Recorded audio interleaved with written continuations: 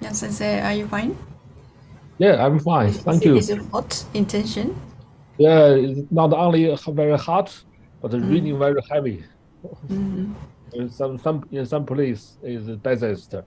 So We Japan really is a very, very small country, but one part is a typhoon, another part is very hot, about 40 degrees. Yes. Fortunately, the typhoon is removed. Oh, okay. Raining is stopped. Okay. Thanks. Okay, we are good. Okay, Professor, we are good to go. Professor Sridhar? Yeah. So, good afternoon, good evening, good morning from wherever you are. On behalf of the ACNS, I welcome all of you to the fourth Professor Emeritus Tetsuo Kanno Memorial Lectures today, 6th August. On behalf of my co-moderator, Professor Arian, I would like to welcome all of you. And I think if Professor Arian doesn't have, do you have anything to say, Professor Arian? Otherwise, we can go on to the first topic. Yes. Please, Professor Sridhar, it's on you to decide. Thank you so much for wanting to share that. Thanks.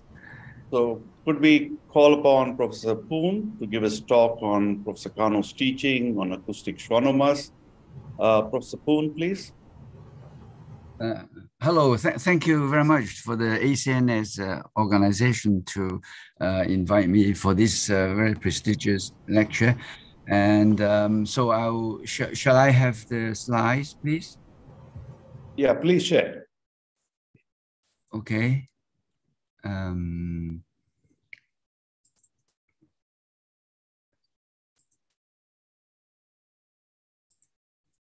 Can you see the first slide okay?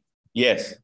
Now, I must apologize for failing the video, but it's in fact a new computer, but it didn't work, so I have to make a complaint later.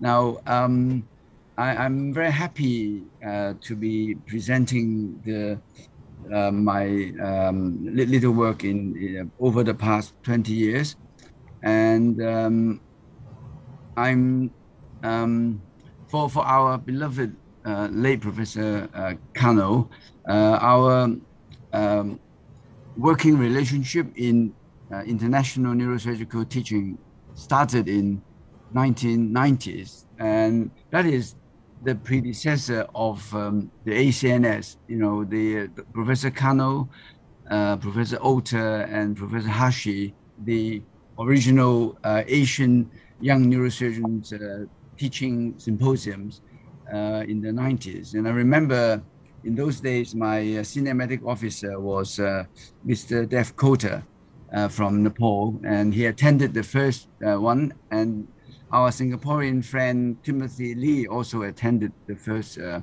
100 young Asian neurosurgeons. And a lot of us in the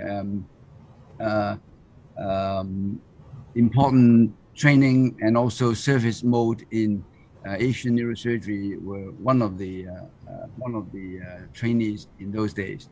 And our second stage relationship with Professor Kanno was in 2002, and we were privileged to be holding the fourth ACNS in Hong Kong, and the subsequent workshops and telemedicine between Nagoya and Hong Kong. You can see a lot of fond memory photographs with Professor Kanno and Professor Polanski, and Professor Kanno teaching very actively and enjoying the workshop himself, and also asking questions and expressing his opinions on a lot of important issues in neurosurgery.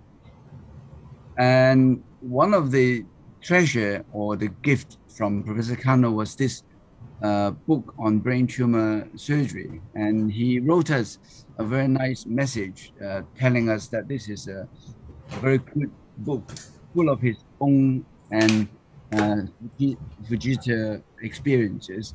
And so I would deliver part of this lecture using the materials presented in this very nice book, particularly in acoustic neuroma, and he has collected his over 200 cases of acoustic neuroma. Majority were quite big, and the things that he has taught us were as follows. About the positioning, we had two very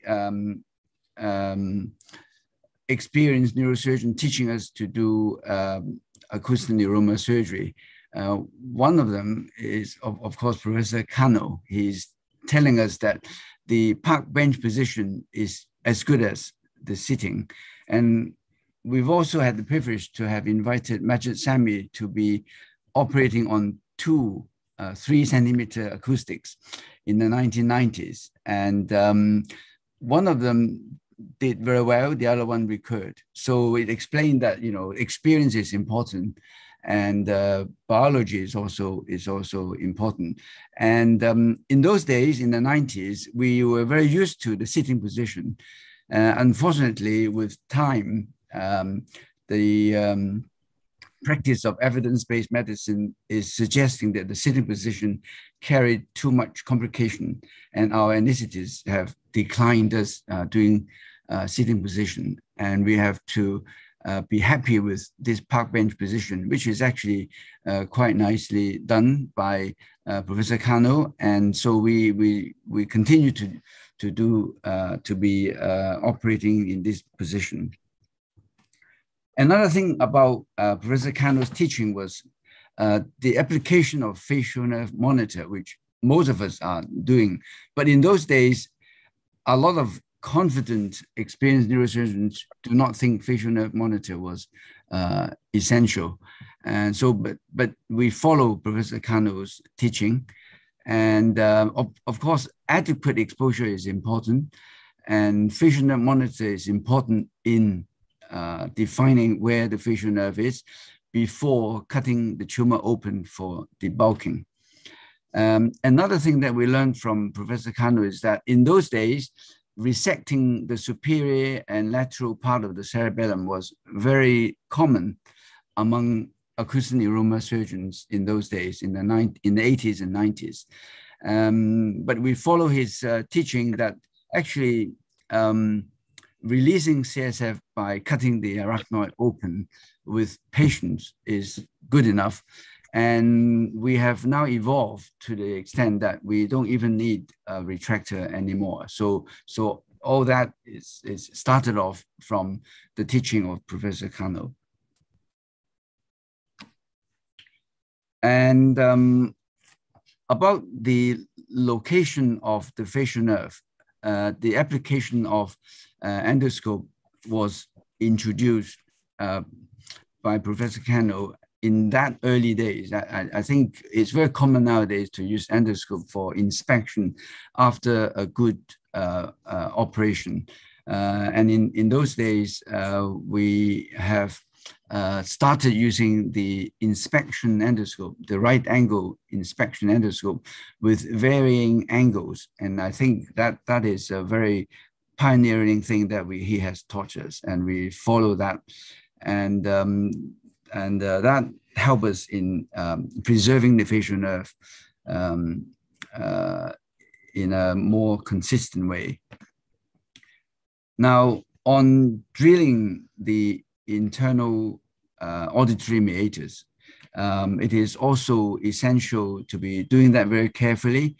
And with the help of the endoscope, we can actually locate the facial nerve early, and the identification of the transverse crest will give us the confidence that the tumor has been removed from the meatus. The final thing that we learned from Professor Kanno was how to avoid traction injuries to the 7th and the cochlear nerve. And in the manual book of Professor Kanno's gift to us, he was suggesting to follow the ENT surgeon's dogma that we are allowed to move the tumor, the dissected tumor, from medial, from the brainstem side to laterally. But we should not do the opposite by shaking the tumor from the IAM to medially, and that is liable to break the cochlear nerve by traction. And he stressed that if you want to dissect the tumor out of the brainstem and the nerve, doing it side by side, the side-to-side direction of dissection is acceptable. And so these are the teachings that we follow to do good acoustic neuroma surgery. And finally, for big tumors, in those days, big tumor has to be done by neurosurgeons, and small tumor using the translab approach by ENT surgeons. And that was the little dogma in those days. But Professor Kanno has taught us the other way around, that for smaller tumors, you can do what you want. And but for big tumors, it may be reasonable and beneficial to do it pre-sigmoid or translab. And that's the way he has taught us. Now, at the end, the complete removal of the tumor and preservation of the facial nerve are both very important. And in his presenting of his own results of the 200+ cases of acoustic neuroma, in the early 90s, he aimed for total resection. And subsequently, he will settle for preservation of facial nerve, and leaving small amount of tumor on the facial nerve has been regarded as acceptable. And he's taught us to be accepting that rather than sacrificing facial nerve function for the sake of complete excision. And I think that is the principle that we have been following worldwide. Now, that's what we have learned from Professor Kanno in the 90s and at the turn of the 21st century.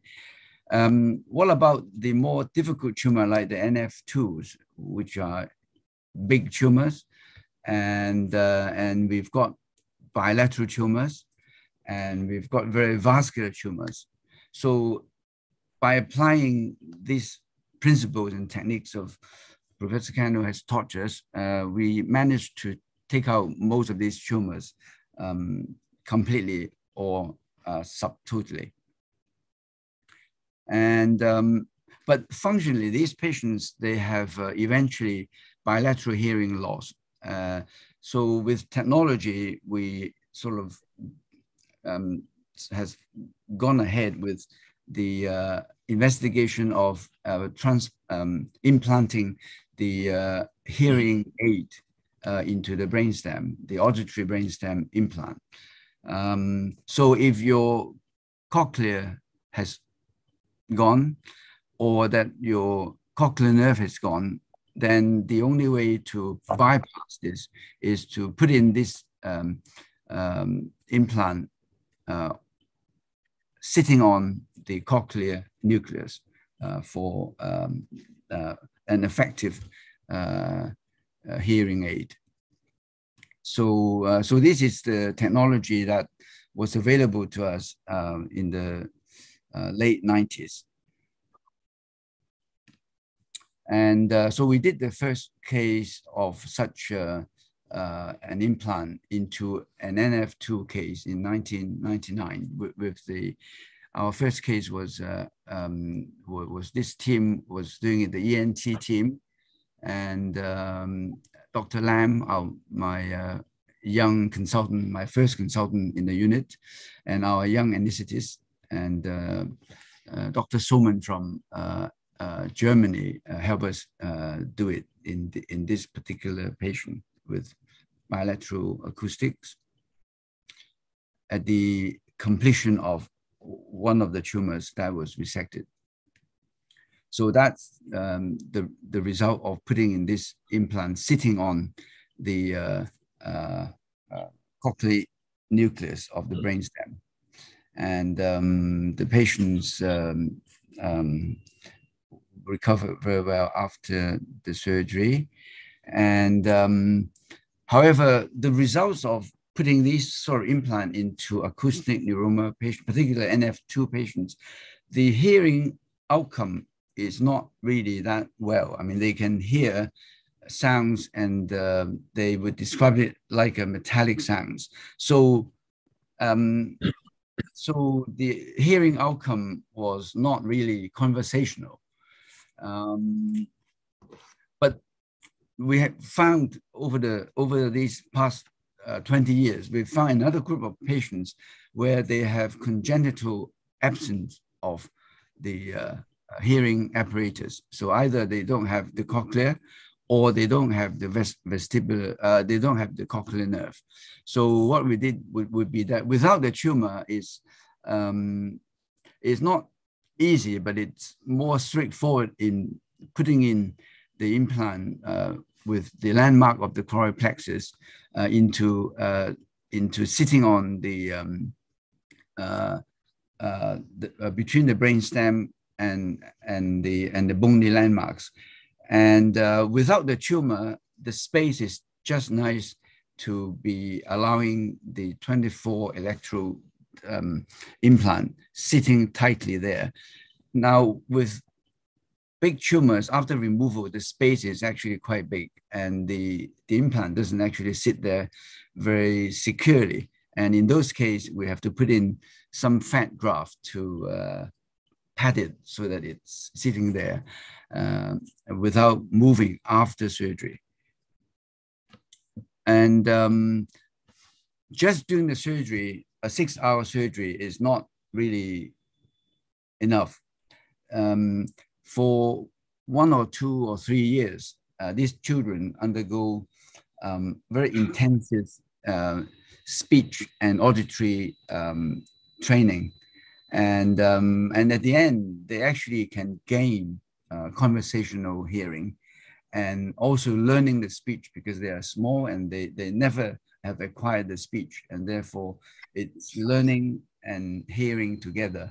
And the hearing and learning outcomes are more satisfactory than the NF2 patients. So to conclude, we have to thank our beloved Professor Kanno's gift of teaching us how to do the surgery well, in both in principle and in the techniques of CP angle surgery, and with technology of helping this group of patients to regain, for tumor patients to regain the sound, and for children we can actually teach them or train them to be hearing proper speech. And of course, it require a lot of collaborations and organizational work in terms of training. So this expanded indication, we're very happy that it has benefited this group of small children. And I think this is the final slide. And I think we have to thank our group for putting things together, the ENT and our neurosurgical team.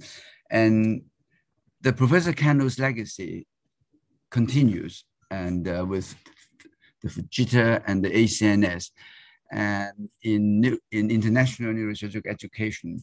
And early part of this year, after the COVID-19, I was visiting Professor Kato, and this is our fond memory photograph discussing not only tumor surgery, but the MBD and how to do it even better.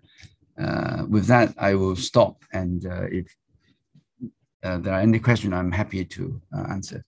Thank you very much. I have to apologize for the lack of my picture in this lecture. Thank you very much. Thank you, Professor Thank you. Poon, for that lovely lecture. It was really nice to see your reproductions from Professor Kanno's book, and also discussing his legacy on acoustic schwannomas, and also the auditory brainstem implant that you showed us. Thank you very much. I would now like to call on the discussants, Professor Fauzi, Professor Yang, and Professor Misra, to kindly discuss the lecture. Thank you so much. Professor Fauzi. Oh yeah, thank you, Professor Sridhar. Okay, thank you, Professor Poon, for your great presentation, and you show us how the legacy of Professor Kanno in vestibular schwannoma surgery. But I just want to ask you about that cochlear implant, because personally I have no experience to apply that stuff in after maybe in vestibular schwannoma cases. So now in your institute, you did this procedure for cochlear implant regularly for this kind of case? Thank you for the question. We've been doing it since 1999. So initially we did it for NF2 patients, because eventually they lost all their hearing in both ears. So it is only natural for us to, if there is something that technology can help, we will choose the side of the tumor where we can remove it completely.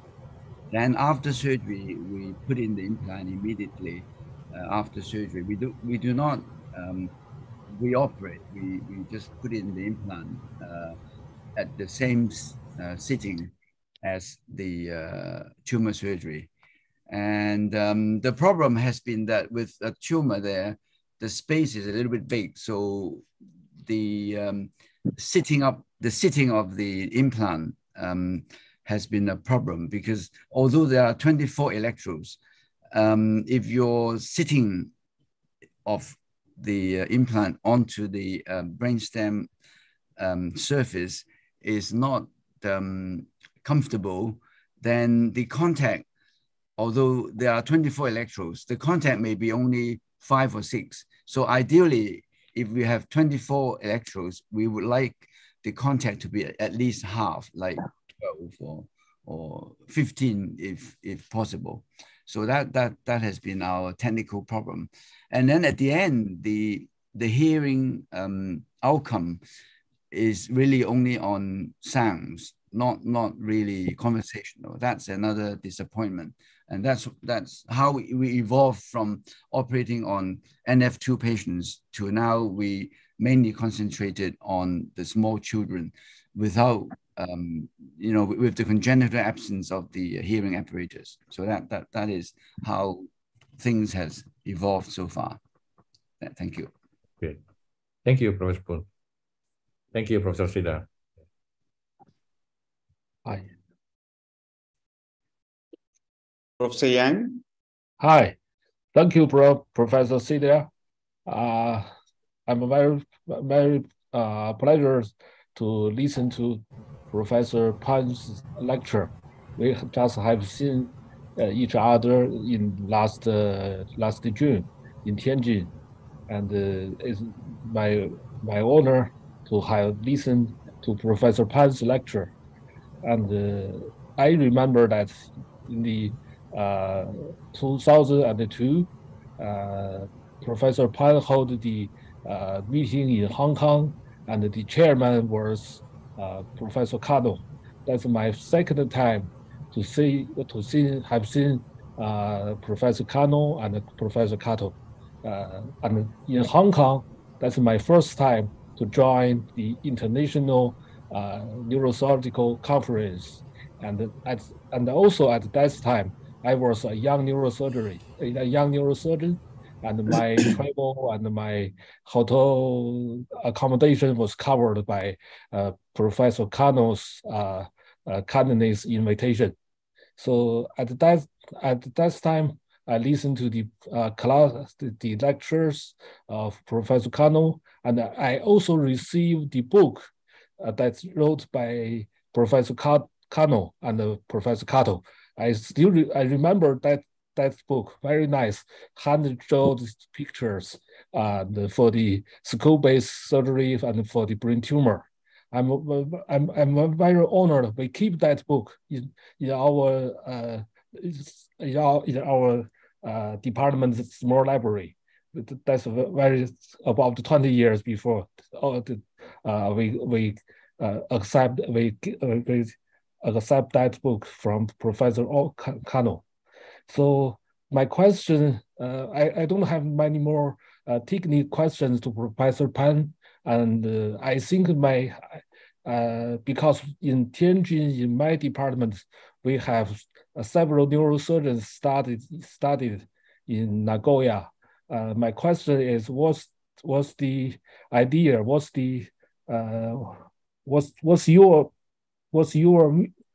your view on Professor Kanno and his teaching for Chinese neurosurgeon, especially for young neurosurgeon? This is my question to Professor Pan. Thank you, Professor. Thank you, Professor Yang. I have visited the original Fujita hospital, and it was a big surface. And also recently, I visited Bantan Hospital with Professor Kato, and I think they share a common method of training young neurosurgeons. I think the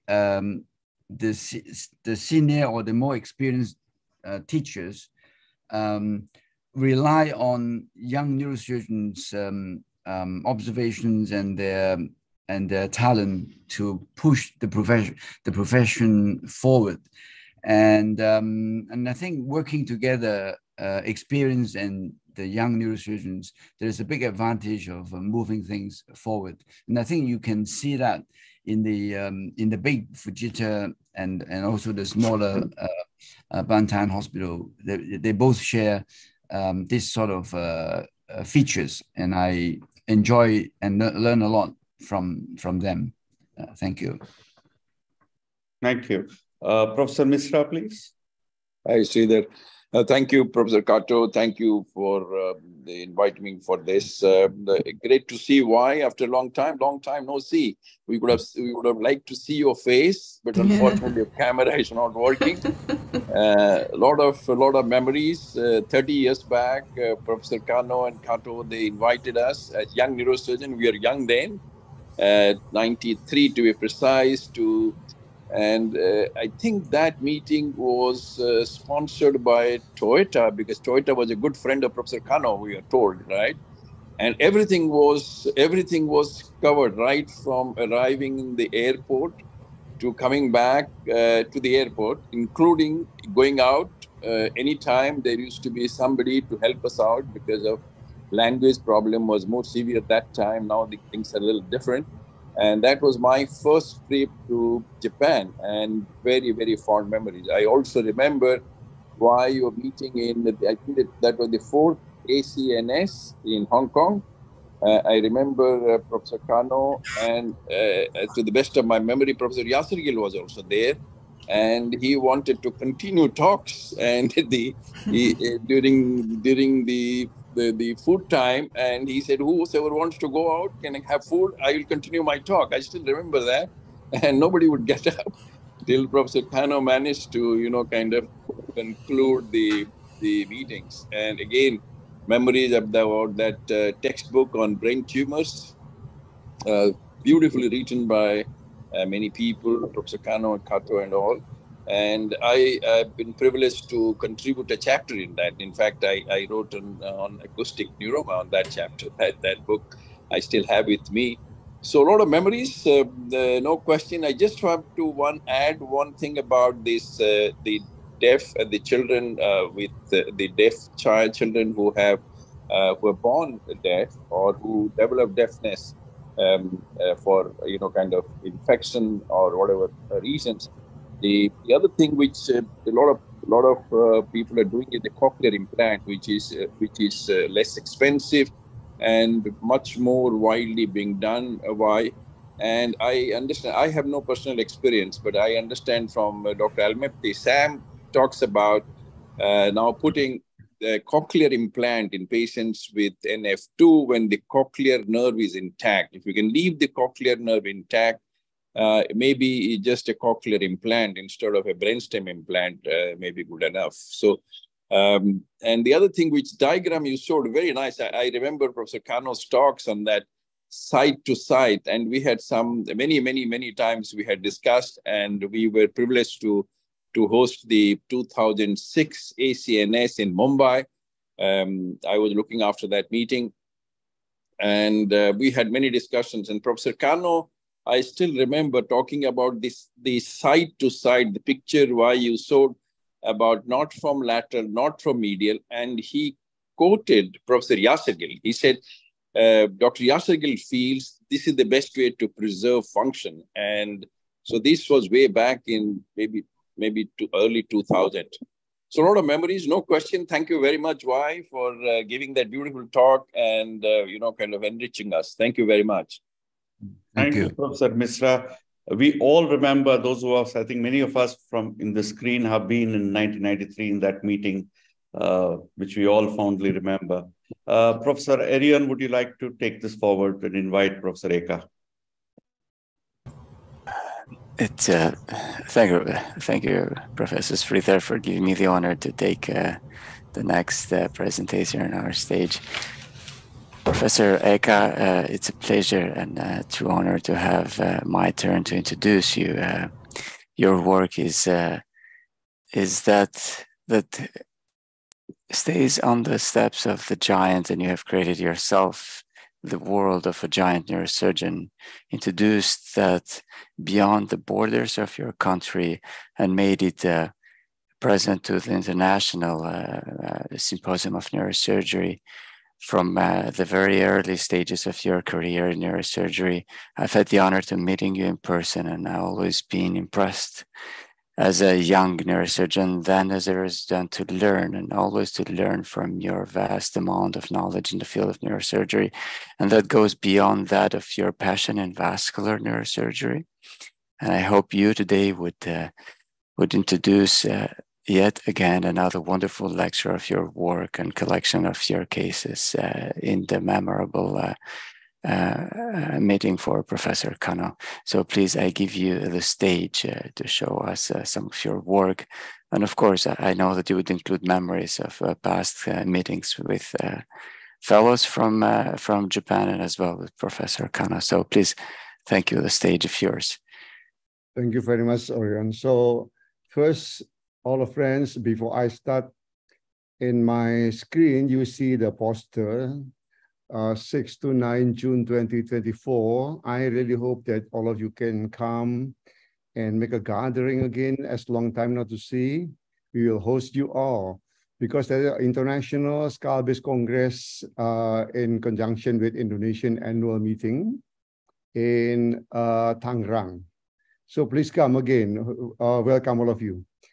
Yoko, Misra, and all friends. So Professor Kanno and Kato really inspired me a lot while he was alive, and he traveled, in almost all Asian country, and especially in Indonesia. He came many times, supporting us, help us, and finally, Professor Kanno told me, Eka is enough.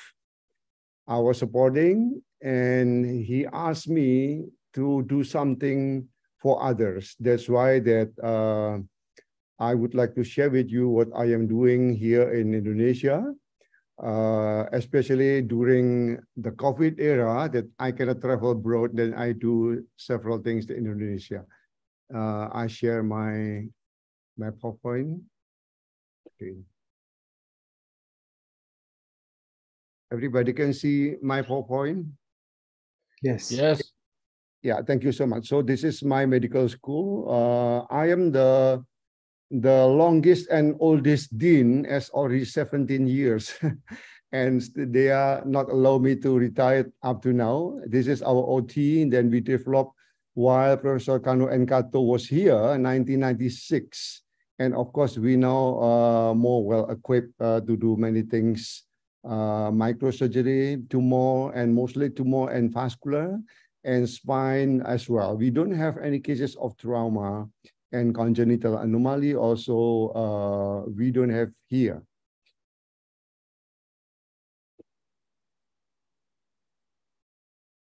So the slides are not moving. I want to share with you where we do from nothing in 1996. Even Professor Eka, sorry. My apologies to interrupt. Would you please turn it to a presentation mode? The slides are still on your general view.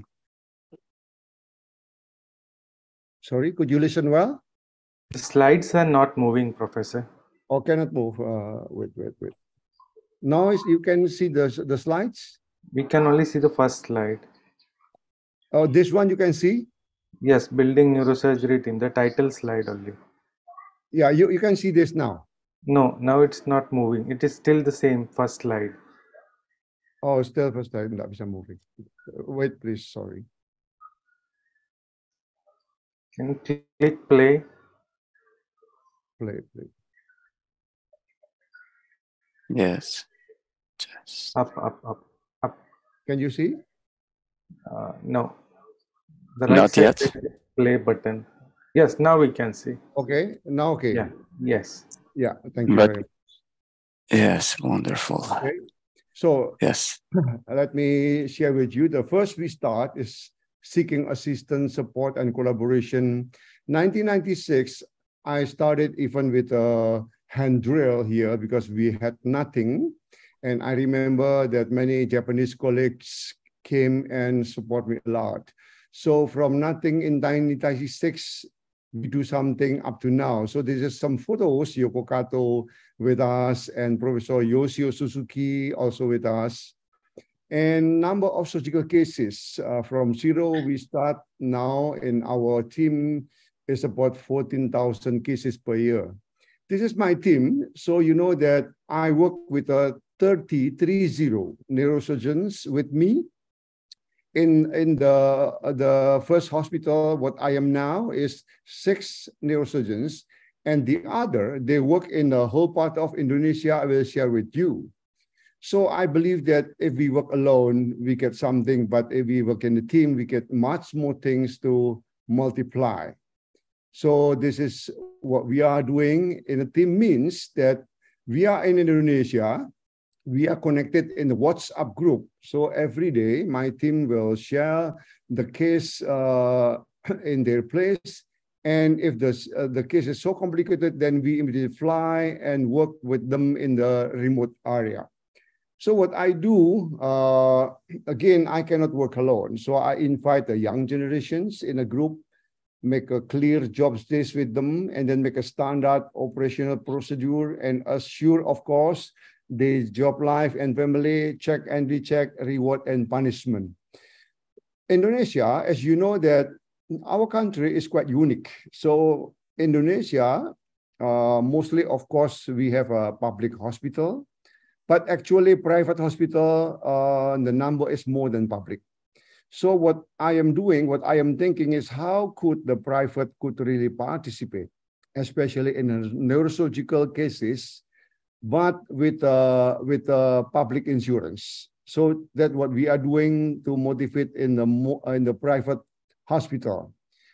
Indonesia, you know, we have 17,000 islands with 280 million inhabitants and 370 neurosurgeons. From west to east, you need to fly 10 hours. So you know this is very complicated to manage the center to be in the standard in one team. And actually, Tariq and I, and supervised by Russo, published a paper about how the role of public healthcare initiative in developing country. So this is what we are. This is in the center, what I am, and then this is the east part, and this is the west part, this is the east part. And we have, I told you, 30 neurosurgeons working with me in the team in the same standard. So initially, we want that everybody send us the case to be referred with us in the center. But now we are thinking opposite. What we want is when somebody consult with me in my team, then better not to send the case, but we fly.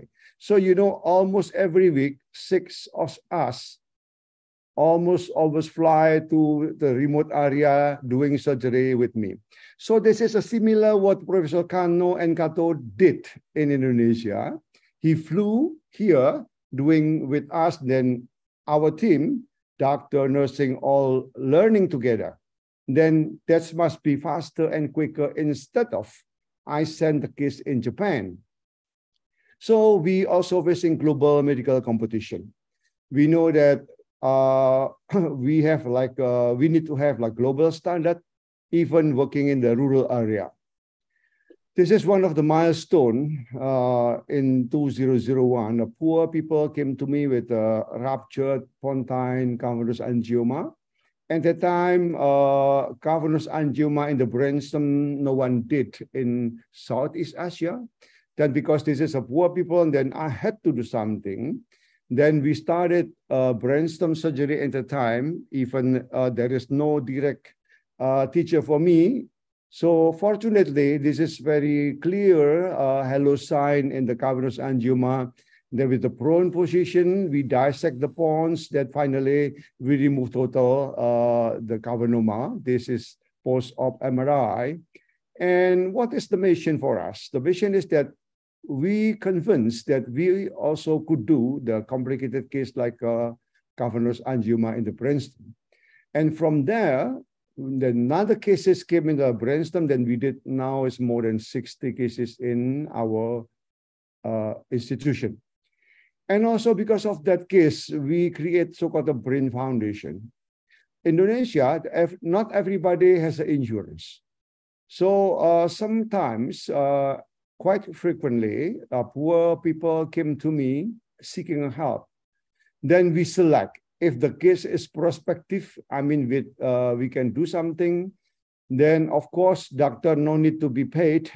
And we fundraise, we make an organization, foundation, to pay to the hospital.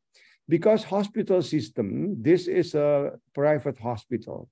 So no charity, everything have to be paid. Then we need to provide money to pay for the expenses during in the hospital. So what we are doing. So right now, I think it's about 200 cases we did in the charity neurosurgery cases. So this is not the case of, you see, this is a giant cavernous angioma extended from the medulla to pons and even to the midbrain. This is also a charity case. The husband also just a truck driver, no insurance. Then we had to do something for this case. So we did the case with the prone position. You know, this is the best at the prone position because you can see that all of the structure in the posterior fossa becoming, getting down without retraction. And this is very important because we need to have a very good access as the cavernoma is really huge. So you see this by microscope, we can see the tumor in the left side. And then we just open the pons from here. Then you see that is the capsule. The main purpose is to remove the capsule totally. And be careful, there's a big vessel. We did not check the angiogram. In the case like this, maybe like an angioma around the cavernoma, but we don't need to touch them. So finally, we do total removal of this case. And this is the CT scan post-op. This is the husband, and this is the patient. And besides doing clinical work in neurosurgery cases, we also participating in medical education. So I was appointed as a dean 17 years ago. Here also private medical school. And in Indonesia, for private, it's really very hard. to have a facility from the government. But anyway, we had to go because I need to really educate the young generation, young doctor, and we will send them to work in the whole part of Indonesia. So this is the sample of my students. Every year we produce about 200 young doctors. And many of them, they want to be also neurosurgeon, working with neurosurgeon. Anyway, we can do this because in our group, we have a hospital, we have a medical school, and we have a so-called research center, which is actually support to do any research for paperwork. And this is what we are doing. We have 3 pillars: hospital, medical school, and research center. That's why we can develop like now. And you know, healthcare in Indonesia, I call it semi-capitalism, not pure capitalism, but semi-capitalism. What does it mean? In hospital in Indonesia, mostly in the private hospital, if you have no patient, you have no money at all. Hospital don't pay you at all. So our money coming from the patient. So mandatory, we need to have a patient. That's why I promote to the public, also to our colleagues, that we have to take care of every patient nicely. Then they trust us. Then again, many patient is better. Not only the cases, but also for our money. In our group, I told you that we are 30 of us. Some of them, they live in a very rural area. In a very rural area, again, they don't have no payment from the government. So if they don't have cases, unfortunately, they have nothing even for their family. Then I have to guarantee this. Then we make a part that our money also will share to everybody fairly. So this is our group, and we hope that we can fly. My bosses of airplane I don't have. If I want to fly, I don't need to buy. I don't have money, but I read to fly. So I mean, if I work alone, maybe I just like what I was in the hospital. But by educating people, by recruit them in a group, means that I already make a second, third, and fourth generation after me. So I hope that many of neurosurgeon, young neurosurgeon will join in my group, then becoming stronger and become building a system, and a sustainable system, which is very good for the patient.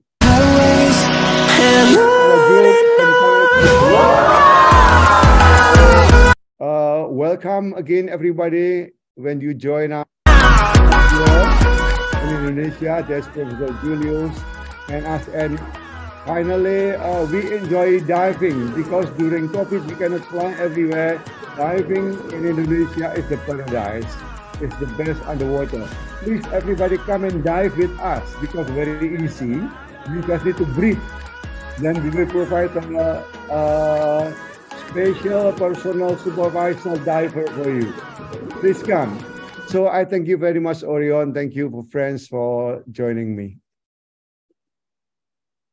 Professor Eka, it's no surprise to me to attend your lectures. They're always wonderful and mesmerizing. And I repeat myself to having the honor to join you in today's work to honor the legacy of Professor Kanno. And you are a living example of that continuing legacy. You took it from a stage of one of the countries that really started from zero, and you grew it to potentials to be at the standards that you currently are. I am a small showman, but please believe me, I have the gratitude and the honor to thank you so very much for extending the work and the legacy of a giant in neurosurgery like Professor Kanno, and for you to start on those steps and go beyond of the first. You started with the first experiences and you grew and enlarged to become to the team that you currently are. And I would be very happy to give the stage to colleagues to discuss upon that presentation that you had, but I'll make a switch on the discussants. I'll leave Asra to be the last one, the Indonesian guy here, and I would welcome Professor Misra to start the discussions on what you presented today. Yeah, again, Eka and myself, we go back at least 30 years. We were together in 93. We have been friends. We have traveled together many, many times. I've been to Indonesia. He does meetings so well. I mean, he's not only education, the hospitality, the camaraderie. No one can forget and no one can beat Eka the way he does the meeting. Beautiful meetings, fond memories. He has, I would say, single-handedly lifted neurosurgery services in Indonesia. And I'm very much aware of his work in the vascular neurosurgery, but I think more importantly, the contribution to the society as a whole for building up the neurosurgery facilities in Indonesia must be given to Eka. And thank you, Eka, for doing that. It's a pleasure and privilege to have known you long time, but long time no see. We'll meet again. Maybe, God willing, we'll meet in Cape Town. I hope you'll be there. Thank you. Thank you so much, Mr. Professor Young, would you please join as a discussant? So, thank you, Professor Aaron, and Professor Eka. Thank you very much for your excellent presentation. And this time I see the beautiful country of Indonesia and your huge progress of your work. And regarding to your presentation, I have a question about angioma in brainstem. And what, to your opinion, what is the indication for surgery of brainstem angioma, and what's the proper time for operation after the rupture of a brainstem angioma? Thank you. Thank you very much, Professor Yang. So you mean the cavernous angioma, right? Yeah. Yeah, the cavernoma in the brainstem. So the indication is actually when multiple debilitating and becoming deficit of neurologic, and also we have to call that removable. Removal means that we have to be able to remove without increasing disability. That's very important. So 100% came to me as ruptured cavernous angioma. So cavernous unruptured is never symptomatic. And again, your time, that is a very good question. Actually, the best time is waiting for the clot is starting to give lysis, right? Because again, the first attack is always remove the clot, which is mixed up with the content of the angioma. Because brainstem is different, because we should not manipulate too much surrounding tissue, because that was so fragile. So again, number one is always attack the hematoma inside the tumor altogether with the content of tumor. And then last is the capsule, because to have a good space. So attacking the hematoma, the clot, the best time I think is about 2 weeks or more, right? Because that time the clot started to get lysis. Only exceptions is in the case when the clinical condition becoming drop. For instance, several cases of medulla cavernous angioma, we did about 9 cases. So when the patient came with difficult to breathe and also lower nerve, then we need to attack. But again, the easiest is always waiting for the lysis of the clot about 2 weeks and after, when the condition is stable. Thank you so much, Professor Yang. Okay, thank you. Thank you for your kindly answer my question. I learned a lot from you. Thank you. Professor Asra Al-Fawz is here with us to join on the discussion podium. That's so great to have you. Please. Yeah, thank you. Prof. Eka, it's great to see you again. Even we are in the same country, but you know, sometimes quite difficult to meet each other. And I'm the next generation instead of Prof. Eka, and he always be my mentor, my senior, and we discuss a lot about many things. And many of his member is my best friend. And I always admire Professor Eka as one of the pioneer in our neurosurgical work in Indonesia, and also how he managed the group.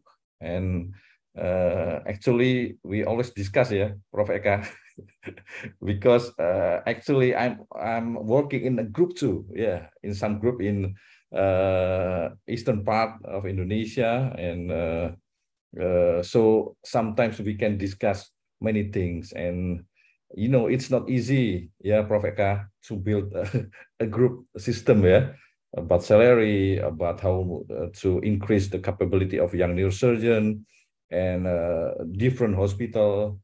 So I just want to ask one, maybe just for advice for me, especially as a young neurosurgeon, as a young generation, that how we should prepare for the future.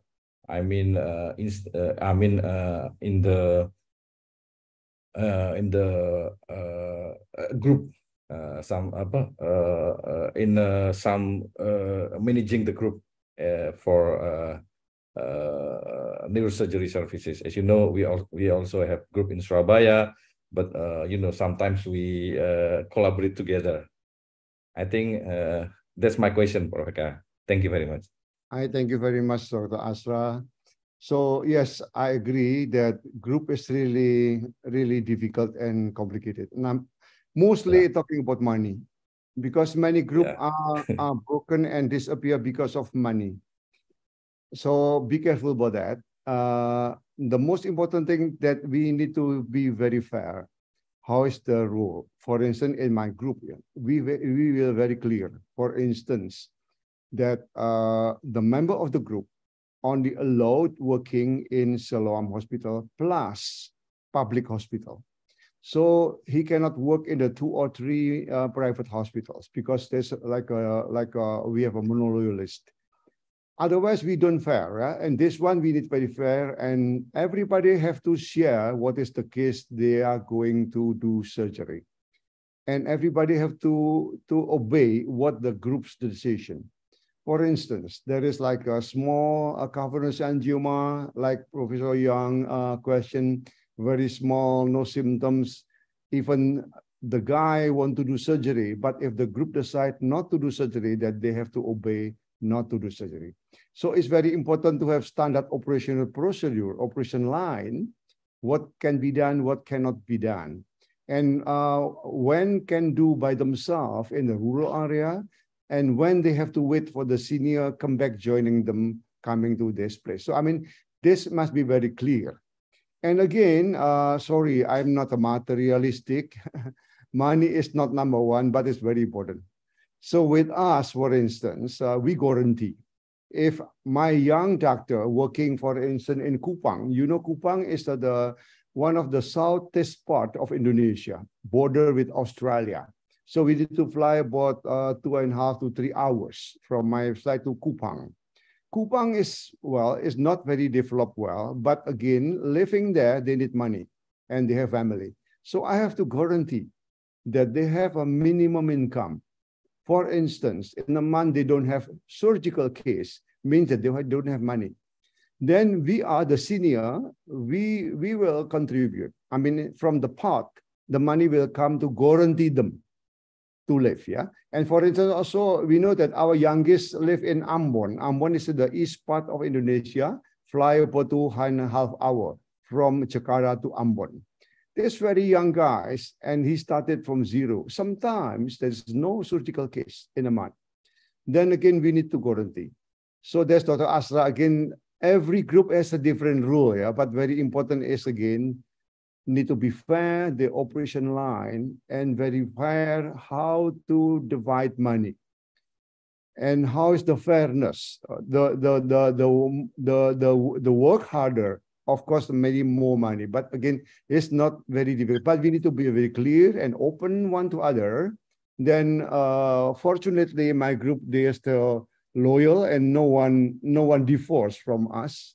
And still they were very happy working, even they are in the very rural area. Thank you very much, Dr. Asta. Thank you, Professor Eka. Mr. Eka, it's no surprise to me any longer to see not only and have the honor to attend the lectures of a very renowned neurosurgeon, but to learn from the ways how you navigated neurosurgery in Indonesia. You see, Professor Kanno, without him being present physically, but in his legacy, connected us from across the world, and you continue to teach us how to start as you are the role model of many first, and then to continue, and you show your own examples and how to be successful. And I'll take this with me, the team, leadership and honesty are paradigms of success in everything that you have done. But I hope in the very near future to read the book of your successes beyond neurosurgery and as a neurosurgeon. And you have shown to be that kind of leader that neurosurgery recently hasn't seen that often. So thank you very much for being here with us today. Professor Sridhar, would you please take on to introduce Professor Terry Kanno on his presentation? Thanks, Professor Arian. It's my pleasure to introduce Professor Mohammad Tariq Khan. He's a senior neurosurgeon, professor and head of department at Peshawar in Pakistan. And he's been the past president of the trauma subcommittee of the World Federation of Neurosurgical Societies. And he's got extensive experience in neurotrauma. So it is our pleasure to hear from him to talk on comprehensive recommendations on brain and spine injuries. Professor Tariq Khan, please. Hi, thank you very much. Thank you to ACNS for inviting me to this very important webinar. Professor Kanno has done amazing work, tremendous work for young neurosurgeons throughout the world, especially in Asia. Many people in Pakistan have benefited from his help. And of course, Professor Kato has been continuing that tradition. It's amazing how many young neurosurgeons have gone to Japan to work there and train there and come back to their countries to impart that knowledge. Okay. So this is where I work, and I'm going to talk about the comprehensive recommendations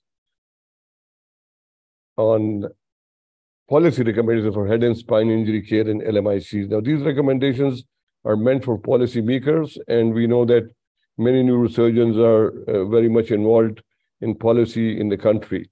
And this was done in collaboration with the key part group from Boston and Harvard School of Medicine and from Northwest School of Medicine, Peshawar.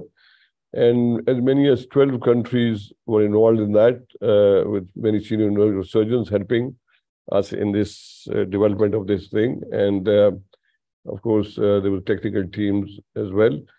And these recommendations were presented in 2019 in the ICRAN in Peshawar. And the vision was that no person should experience undue disability or death due to head and spine injuries, regardless of where they live. And to develop system-level policy recommendations for reduction of death and disability from brain and spine injuries in low and middle-income countries. And this is something I think very close, and it was very close to the heart of Professor Kanno and also now Professor Kato. So we all know about the Lancet Commission report that 5 billion people do not have access to safe, affordable surgical, obstetric, and anesthesia care, and 143 million additional surgical procedures are required in LMICs each year. 33 million individuals face catastrophic health expenditure due to payment for surgical, obstetric, and anesthesia care, which was just being mentioned by Eka and all. And saying that investing in surgical services in the LMICs is affordable, saves lives and promotes economic growth, and surgery is an indivisible, indispensable part of healthcare. And this report led on to say that in universal health care coverage 2030, surgery, obstetrics, anesthesia will play a big part. So that was very, very important. And a robust surgical system is a cornerstone for universal health coverage. Now, coming to neurosurgery, these may be a bit old figures, but we know that a large number of surgeries for TBI are needed in LMICs. These are the surgeries required, not the surgeries which is done. And majority of these surgeries for traumatic spine injuries occur in lower and middle income countries. Neurosurgical disease represents a significant proportion of the unmet surgical need. And according to the executive summary, there are estimated 22.6 million patients globally who suffer from neurological disorders or injuries that warrant a neurosurgical evaluation. And out of those, 13.8 million individuals would require surgery. So in LMICs, head and spine injuries combined make up the highest proportion of unmet neurosurgical operative burden, which is about 5 million cases per year in that category. And the challenges are because the barriers to providing surgical care to the world's poorest include a lack of effective political adequacy, insufficient resources, and a perception that surgical intervention is not cost-effective by population-based measures. So if you know the National Surgical Obstetric and Anesthesia Plan, which is being worked in now many African countries, and also they have developed that in Pakistan, there were 6 components: infrastructure, workforce, service delivery, financing, information management, and governance. And our policy recommendations were having 5 components: surveillance, prevention, pre-hospital care, the surgical system, and rehabilitation. And this was the recommendations matrix, connecting it with the National Surgical Obstetric and Anesthesia Plan, along with the neurosurgical policy recommendations. So first of all, taking surveillance. So surveillance system innovation is a priority for countries lacking computerized health data. And we need to use trauma registries with neurotrauma data elements as a key surveillance data source for ministries of health. And the ministries of health must recognize engaged leadership for neurotrauma surveillance as a governmental responsibility. Effective surveillance systems for neurotrauma require data handling platforms that can aggregate and integrate surveillance data on neurotrauma from multiple sources, such as trauma registries, police reports, vital registries, health surveys, information system, and national insurance records. And you try and design these platforms for neurotrauma.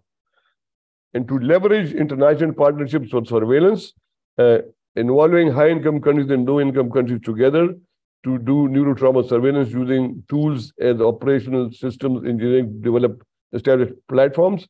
As you know that the G4 Alliance, which works on this, is already working with the WHO collaboration to develop an operative encounter registry, and a pilot project has already started on that, of which we are part.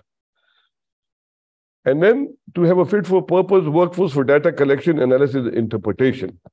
So according to the International Society for Disease Surveillance, investing in the development of surveillance workforce competencies improves organizational capacity to exploit technological advances for surveillance frameworks that are better prepared to meet the challenges of national surveillance. And then to try and align the international collaborations to support the local force, and to be flexible and strategic to use task shifting and task sharing to optimize human resources. So the minimum data which is required would be demographic information, coded diagnosis using the ICD, mechanism and circumstances of injury, severity using coded indices such as Glasgow Coma Scale Injury Severity Score, outcome measures such as survival status, hospital length of stay, or Glasgow Outcome Scale. So then another important part is the prevention. So enforcement of existing regulations and laws is essential to the prevention of head and spine injuries. And every country should have a comprehensive mandatory helmet and seatbelt law for all passengers on two-wheeled motorized vehicles, and well-designed and properly maintained road infrastructure. And in many countries, we have to deal with such traffic. And we know that, many countries, especially in India and Pakistan, we try and beat the record of each year to have as many people on a motorbike. And we think that one helmet would protect everybody. And I was pleasantly surprised once again in Surabaya, Indonesia last week at how they are following the helmet laws. We did a Asian Australasian Society of Neurosurgeons and Neurotrauma survey, which showed, looking at helmet and seatbelt use. It was done in Indonesia, in India, and Pakistan, and we found that majority were not wearing seatbelts or helmets at all. So we felt that prevention is better than cure because the number of neurosurgeons are less, and we need to try and do as much as possible to prevent. And for that, we need to do seminars, we need to do poster competitions, we need to get involved school children in that. When I was chairing the neurotrauma committee a few years back, we went into collaboration with 𝒔𝒑𝒆𝒏 International, the International Injury Prevention Platform. We know that in Vietnam, they developed this comprehensive law for helmet, and 10 years of enforcement and public awareness campaigns have made a dent in motorbike fatalities there. And this was a ceremony for kids there. Pre-hospital care. Development of a contextualized pre-hospital system is a priority. Emergency medical personnel should be trained in neurotrauma care. And the time from injury to neurotrauma facility should not exceed 4 hours.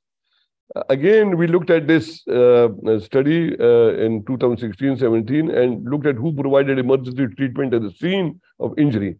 And majority were lay people, as you can see. And then did a doctor or nurse accompany the patient? And we found that majority were sent to the hospital in their own private vehicles with no nurses or technical support staff available. Also, we know that there was a large delay in surgery because of the poor transfer from the site of accident. 50% of patients who die from TBI do so within 2 hours of injury, and 40% of pre-hospital deaths are potentially preventable. And in this couple of studies, we found that 59% of trauma deaths occurred in the field in high-income settings, compared to 72% in middle income and 81% in low income. So we recommend limited hospital transport time from TBI to a period not exceeding 4 hours, because that would make a very big difference to survival. And as we know that previously it was shown that a subdural can, if evacuated early, has a high chance of survival. Surgical systems. The number of neurotrauma centers should place no more than 4 hours from 80% of population. The need to be at least one neurosurgeon per 200,000 people. And neurotrauma surgery should be embedded in surgical packages within universal health coverage. So Sealing et al., as I just said, had shown that a 30% mortality for subdural hematomas operated within 4 hours and 90% after 4 hours. So obviously it is very important, and we need to strengthen pre-existing infrastructure. Task sharing, task shifting, and to try and dramatically increase the workforce by training. And we know that in Australia, in some places, they were not able to have neurosurgeons, and they had to try and fly a neurosurgeon there, or they would train general surgeons. Also, in Northern Ireland, when I was working many years ago, they would train the senior registrars and general surgery to do basic neurosurgery and have good transport work. And now, with the training and feedback with teleradiology, Skype, virtual surgical assistant, and guidelines, it has become maybe a little more feasible if required. I know it is a controversial subject, but something has to be looked into that. Service delivery, standardization of equipment like basic sets being supplied by WFNS, CT scans in neurotrauma facilities, critical care facilities, leveraging telemedicine, innovate like battery-powered equipment, cheap shunts, ETVs like Shabla shunts, and others. And also now we know that there are battery-powered CT scans which are cheap and are available there. How to finance is to embed neurotrauma in universal health coverage and have international partnerships. And we in Pakistan have tried to embed into the National Vision for Surgical Care 2025, when we did the provisional engagement workshop hosted by us in Peshawar in 2019. And they have put in traumatic brain injuries, hydrocephalus and spinal bifida into the universal health coverage program for the nation's vision for surgical care. Then we need information management, how to track neurosurgical workforce and operative mortality, neurotrauma registries, WFNS neurosurgery workforce mapping project, and neurosurgery capacity and access map. And you know that Cambridge has been working a lot on this GeoTBI registry. They did a pilot project, which was very successful, and now they're evolving it into a international registry for TBI, and it's presently working very successfully. And you all know that the global neurosurgery workforce map, which was developed at that time, and a lot of work was done by WFNS during Franco Cervedi's time and through Key Park and his associates. And now we are working on this project because we have no idea of the number of trauma cases, neurotrauma cases, especially in lower and middle income countries. And we feel that neurotrauma should become a notifiable disease. We are going to be working on that hopefully in Cape Town. I've spoken to the people there. Hopefully they are going to make it part of their agenda. Because once we have neurotrauma as a notifiable disease, we would know the number of neurotrauma cases, and that way we can leverage the governments to try and improve the neurosurgical services. So I think that is very important. Rehabilitation, the most important part. Provision of neurohabilitation includes physical space, facilities, and durable medical equipment. Promote active involvement from the family and community. And what we did here was, because we have very poor neurorehabilitation services, we tried to train the family members. There was a good paper from Aga Khan some time back regarding giving formal training to patients' relatives in neurotrauma to see how they can help them. And then, of course, research agendas and outcome assessment frameworks are required for that. And this is what we saw, that majority of the patients were being discharged home without any rehabilitation at that time. I must bring to your notice this new global neurosurgery part of the neurosurgery, the Red Journal. And I would request, Gail Russo is the editor of that, and I would request everybody to send their papers to this, hopefully, and especially from lower and middle income countries. I think you will find that you will get space to be able to publish your articles there. And I would like to invite you all to the first WFNS International Global Neurosurgery Conference from 23rd to 26th February 2024 in Peshawar, Pakistan. We are going to help the young neurosurgeons and the residents to have free registration and free accommodation, and also trying to help get the faculty to have free registration and free accommodation as well. So please join us in Peshawar for this first ever Global Neurosurgery Conference. Thank you very much. Thank you so much, Professor Tariq Khan. That was indeed astounding. We can all see the amount of effort, work, and thought that has gone into this enormous effort of trying to bring in a policy and something like a paper on the huge issue of neurotrauma, both brain and spine. And it is indeed commendable that at least we have some sort of a roadmap on what should be done to take us to where we want to be.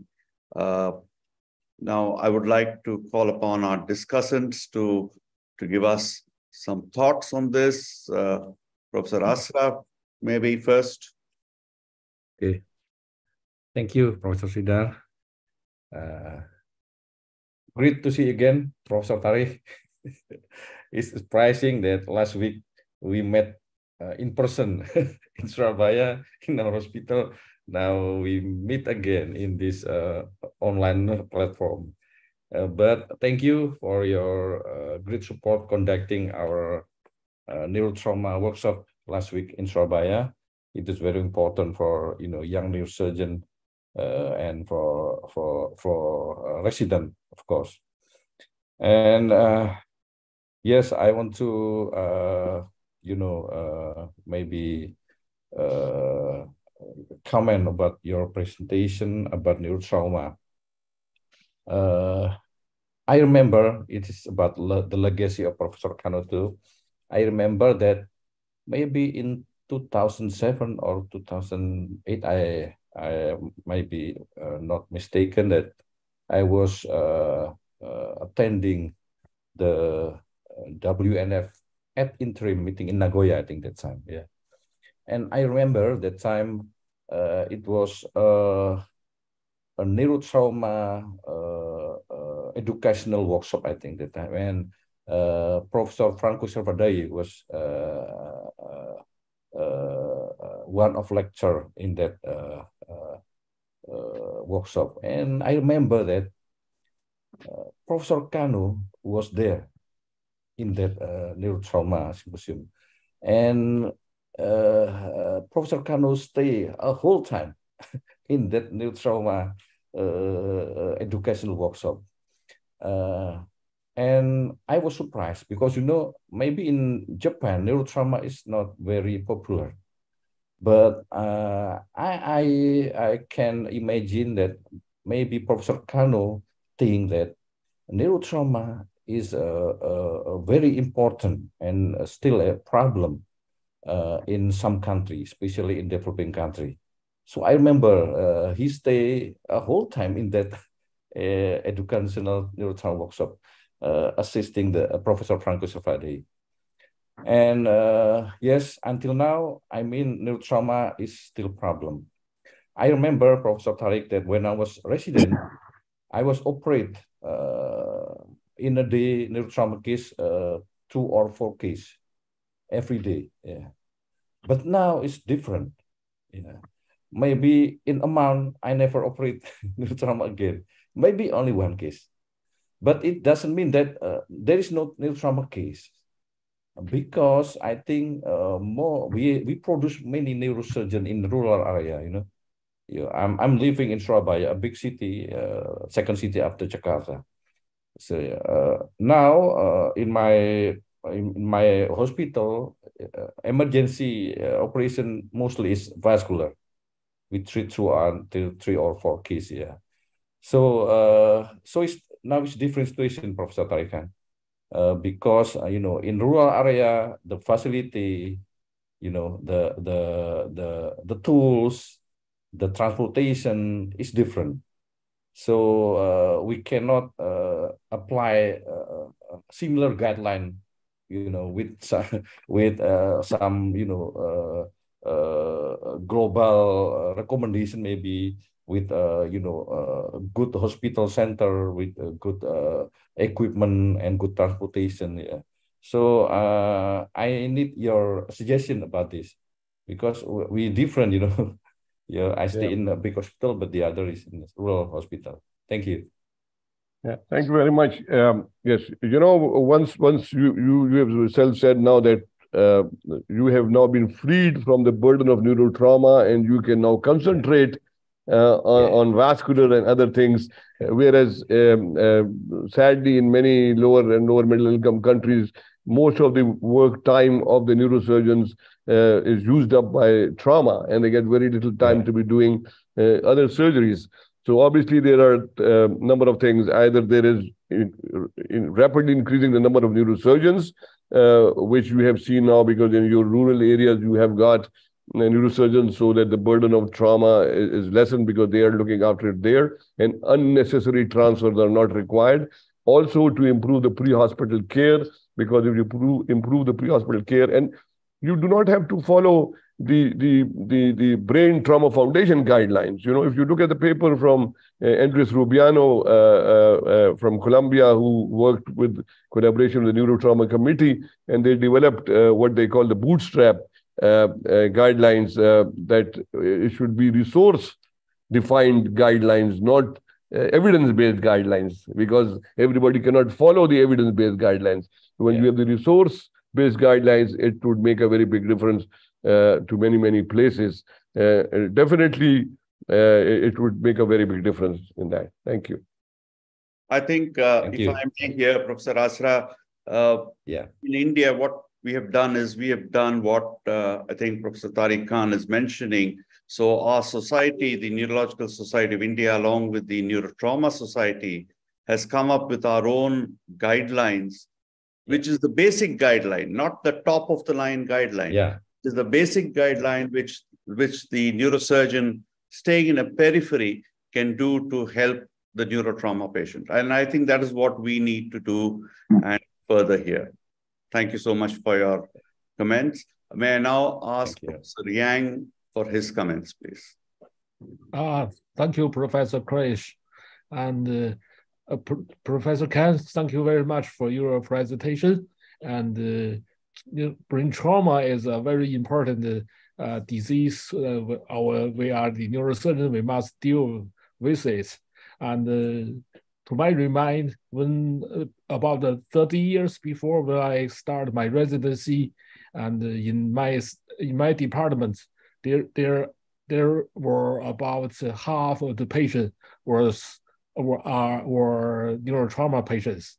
But with the development of Chinese economic and the technologies, and with the training of young neurosurgeons, and in the big city and the big center, the neurotrauma cases reduce a lot. For example, in my department, every year the neurotrauma patient is very limited.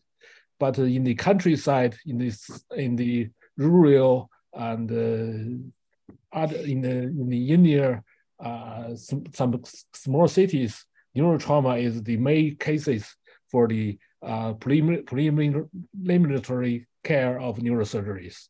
So I think your idea talking about the guideline and the training young neurosurgeons is very useful for our almost all over the world to develop the neurosurgery department.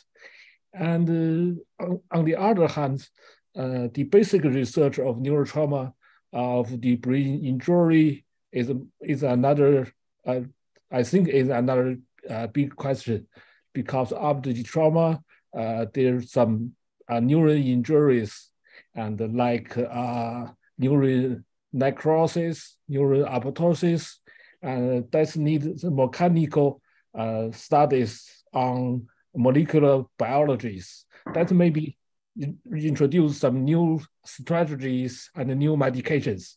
So my question about neurotrauma to you, Professor Kan, is that do you have some plan for hold some multi-center studies for new method or new strategies on neurotrauma? Is that possible that we start some international multi-center clinical research work on new medications? That's my question. Thank you. Thank you, Professor Yang. Definitely, there have been a number of studies recently done, one in the United States and one in Europe by Andrew Mass and their group, and they have come up with a number of material which they found in the bloods, which they felt that could be helpful in improving the traumatic brain injury results. I think it would be very beneficial, definitely, to look at that, and maybe you people can take the lead, and a number of LMICs can join you, because there's a lot of trauma here. We may not have the financial resources, but we can definitely collect a lot of data, and we can collect a lot of samples, and we can go forth. And I think it's a very good idea. I just want to point out another thing very important, which I said previously also, that prevention is something which we have worked a lot on, and where it has made a very big difference. And I'll give you an example. When I came in the early 90s to Pakistan, aerial firing was a very big thing in weddings everywhere, and people were dying all over the place, and nobody would know what happened, because the bullet would come down and hit the head and they would die. And on a rare occasion, if we won a cricket match from India, then everybody would go mad, and they'd be firing all over the place, and people would dread. We would love winning the match from India, but we would dread what would happen afterwards. But now today, Today, it has made a very big difference because the law and people's understanding has made a very big difference that they do not do that, and it has really reduced the number of accidental firearm injuries. Of course, we still have others than that. But I look forward to your support and help in trying to establish some sort of a central trial. Thank you. Okay. Thank you, Professor Yang. Professor Basant, please. Yeah, Tariq, good to hear you. Good to see you here. Tariq is a very kind-hearted man. His heart is in the right place, and he walks the talk. I must thank, on behalf of the WFNS Foundation, the guy who started the program, the full training center program of WFNS Foundation to help young neurosurgeons from Afghanistan, and completely supported by his efforts from his university. The foundation, there is no liability on the WFNS or foundation. That's taken care of by Tariq's own, kind of fundraising facilities he has done. So thank you. And you rightly pointed out the ASNS, the TBI status report was published by Peter Riley when I was the president of the ASNS. And that was something which he from the LMIC and the standard of care, minimum care, which is slightly different from, as you said rightly, from Brain Trauma Foundation guideline, because some places in the LMIC, you may not have a chance to do even a repeat CT scan or even a first scan, and it takes time. So the guidelines have to be different depending on and Sridhar has pointed out that in India, we have developed our own guidelines with help of international collaborators. So that's the right way to go. And you also pointed out that the neurosurgeon map of the world, the 2016, I think as far as I can remember, Key Park was the leader for that. And I was the secretary of WFNS that time when we started this program under the foundation. And this made a difference because you could find out where is the need and what is the need. And so the foundation and the federation has been trying very hard to support places where neurosurgeons are in need, especially the young neurosurgeon. The funding is critical, and so people have to come forward and fund. And this is one of the societies, actually, the Hong Kong Neurosurgical Society, the first society when I took up the foundation chair, who contributed to the foundation from their society. So my thanks to also the Hong Kong Society. Professor Poon is here. Maybe he should carry my thanks to your society. Thank you very much. Thanks, Professor Basant. And I must say that the talk was extremely such a mind-opening talk, and we have to take it forward because it's something which we see every day, but don't really give much thought to it. And I think taking forward from Professor Tariq Khan's talk, we all need to put our minds to it and look at what we can do to bring down the burden of neurotrauma. Thank you, Professor Tariq Khan. Professor Aryan, will you take forward the next part? Thank you. Well, it's my honor to continue on this marathon we have here online to introduce as our final speaker, Professor Andreas Demetriades, the current European Association of Neurological Societies president. And Dr. Demetriades is a graduate from the Cambridge University, and then he moved on to continue with his training in several world-renowned institutions in Britain, like Guy's and St. Thomas Hospital in London, and then continued.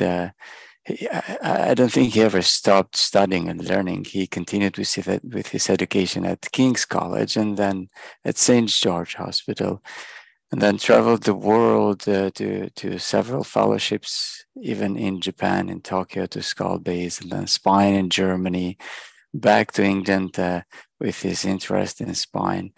And he has been the recent president of neurosurgery of the European Society of Neurosurgery. And I was so happy into one of our final board meetings of the Asian Congress of Neurosurgeons to hear on the plans that the Asian Congress of Neurosurgery will be cooperating with the European Congress of Neurosurgery because it goes on to the legacy and the work of that our mentors have left behind, and that the giants of neurosurgery are moving forward. How to train, to educate, and to open the borders of young neurosurgeons. And I very much look forward, under the stewardship of Professor Demetriadis, the EANS will join that work and will open another very important door to young neurosurgeons from Africa, Latin America, and that of Asian countries, for them to be introduced potentially with some financial support to the world of neurosurgery in Europe. So, Professor Demetriadis, thank you for joining us in your position as the president of the European Society of Neurosurgery, but as well as a dear colleague of Asian Congress of Neurological Surgery. So, please take the stage with your talk.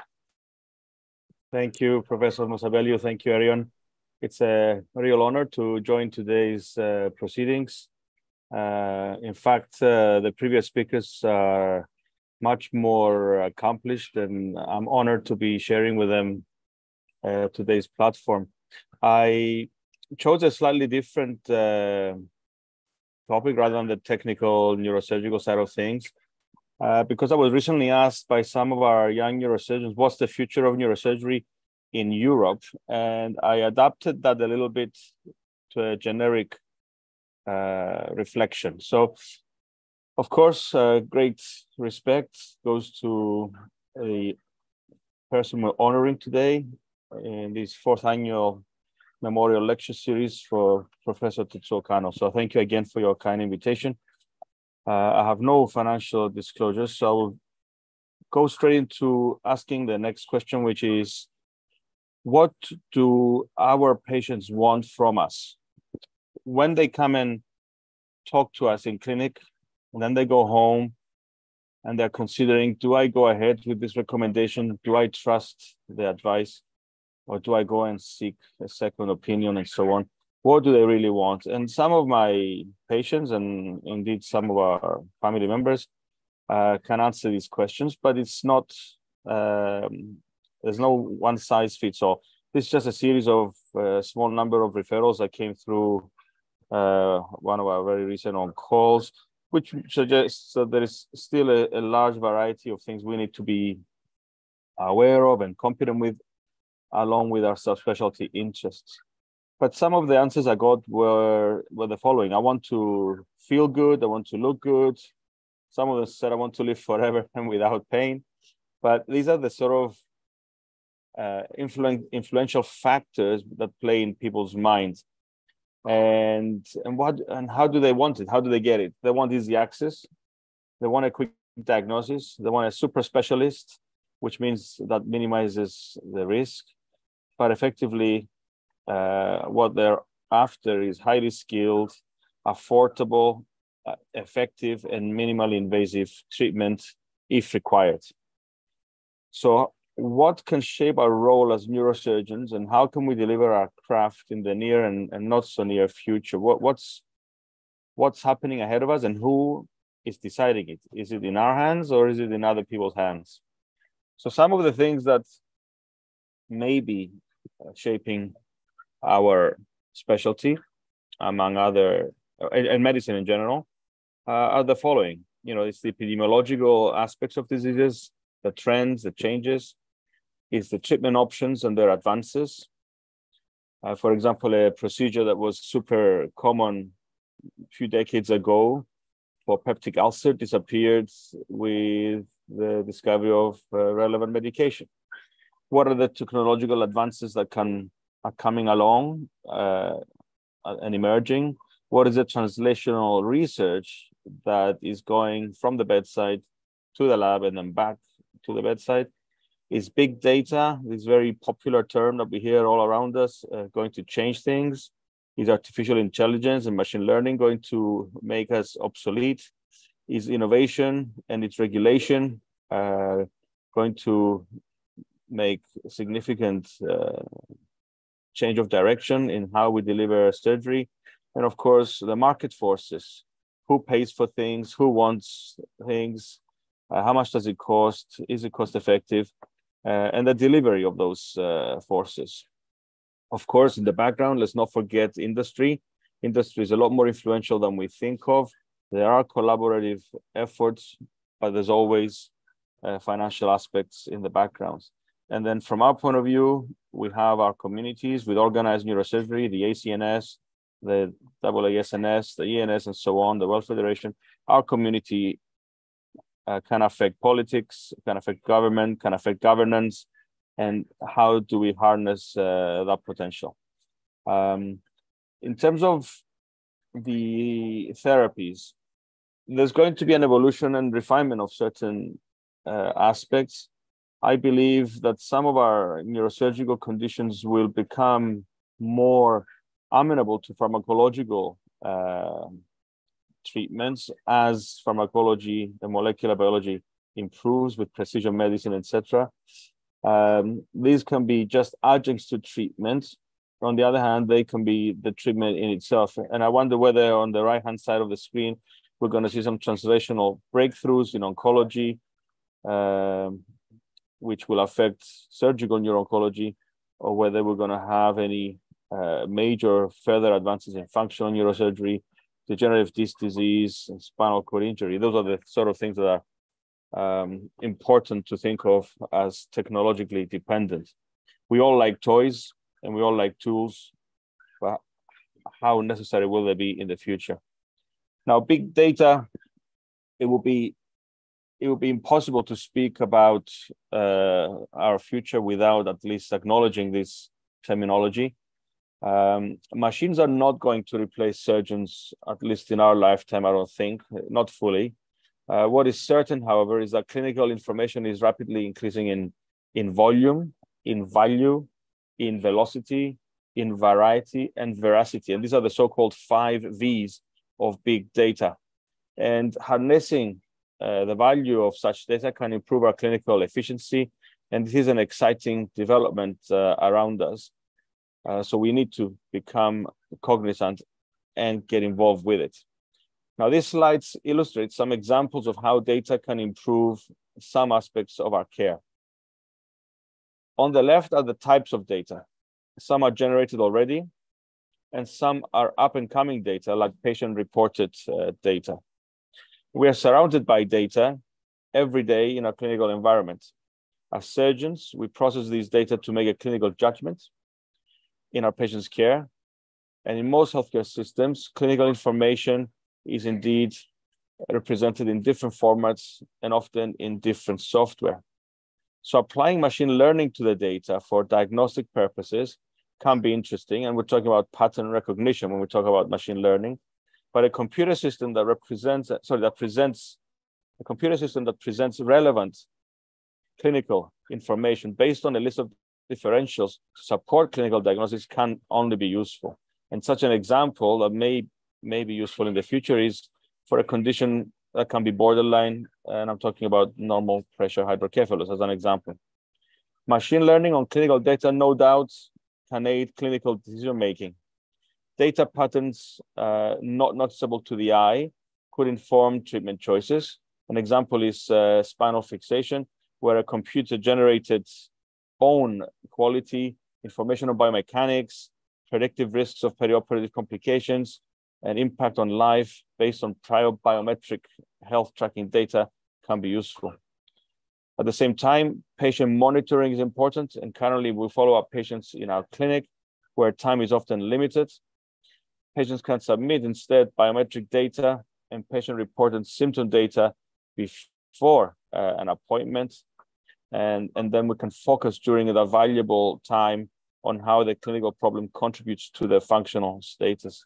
And a simple example can be radiculopathy.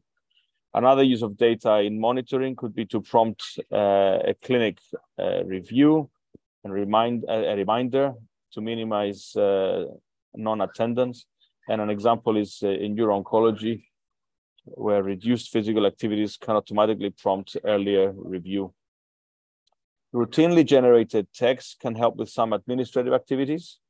And hospitals can deploy natural language processing systems for clinical coding, saving therefore resources for other administrative tasks. And in insurance-based healthcare systems, automatic billing can be approved based on criteria determinable by data processing. Now, you can imagine this is quite an influential potential development. The waiting list can be managed more dynamically by integrating biometric and patient-reported data. I think these examples are very achievable in the next 10 years, if not earlier.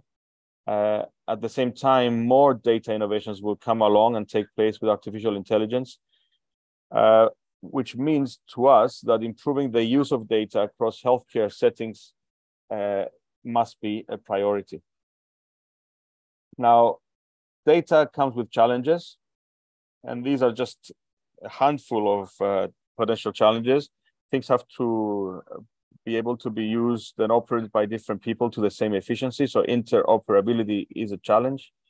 Data storage, as data expands and becomes more and more capacity demanding and volume demanding, what about storage? Who owns it? What is the security? What is the ethics behind it? Are problems that we're gonna have to solve. We have to at the same time develop, educate, and maintain a data literate workforce. And we have to be able to participate with high performance computing as ourselves, as users, but also be able to afford it as those who buy it and then release it into circulation. So artificial intelligence and machine learning is indeed quite a formidable presence around us. At the moment, it's mostly about diagnostics. Easiest application is in radiology through pattern recognition.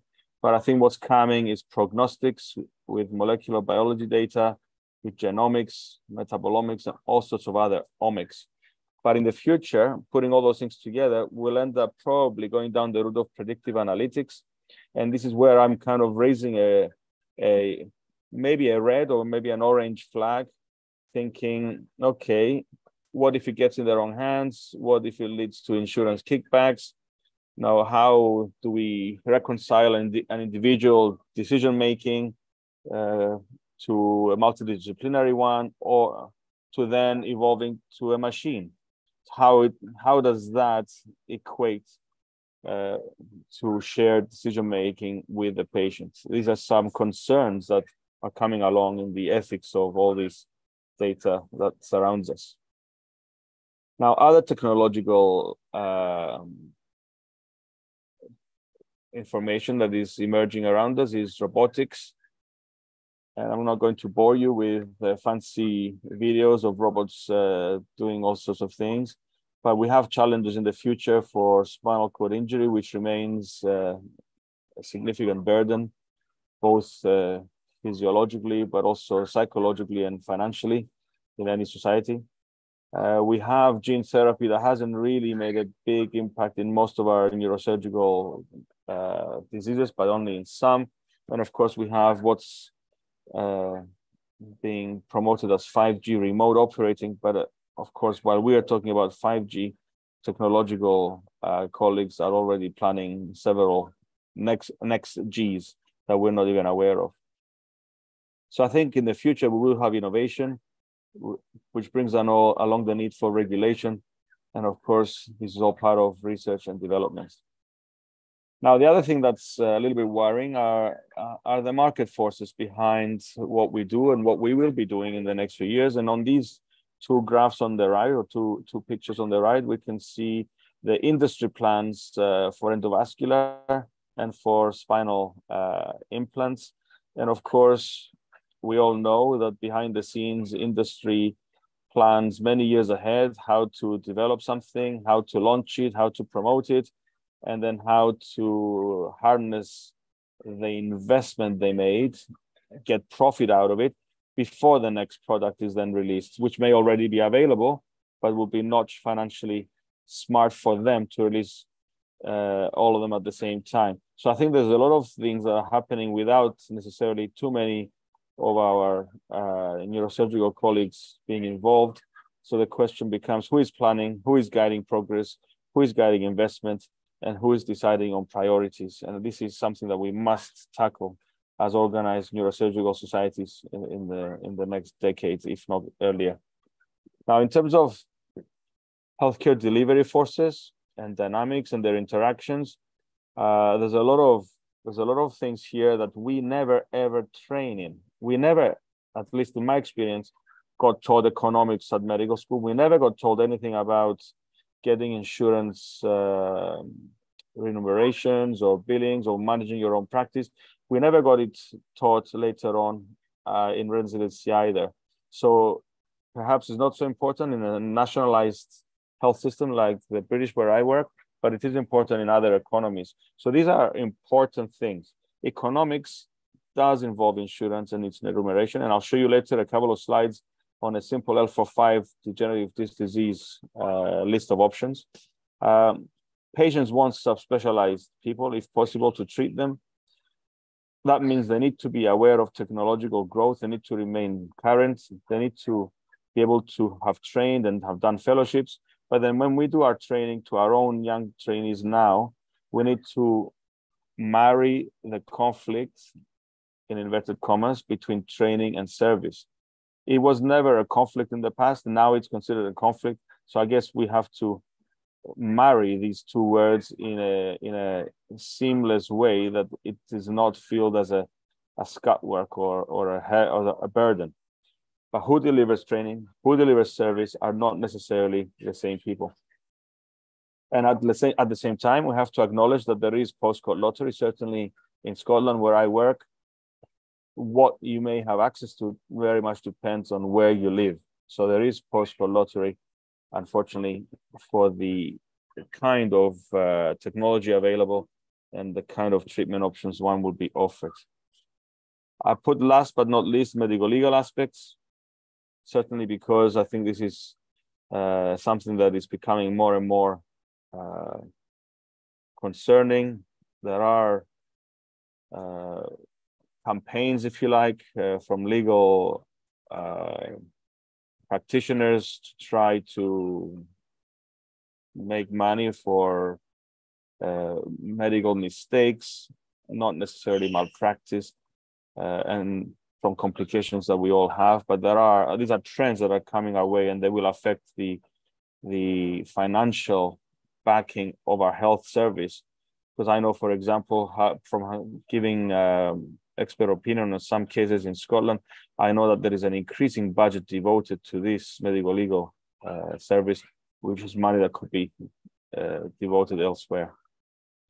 So lest we forget, there are also some so-called minor or lesser issues. How do we maintain fluidity? And that goes in many dimensions: fluidity in our career of progression, fluidity in the training, fluidity in the service, fluidity in the day-to-day efficiency of outpatient or inpatient or operating room functions. How do we maintain the personal motivations of our trainees and their ambitions and their satisfaction? How to make sure they attain their potential? And how do we avoid medical migration when they become disenfranchised with certain environments, working environments which are not to their liking?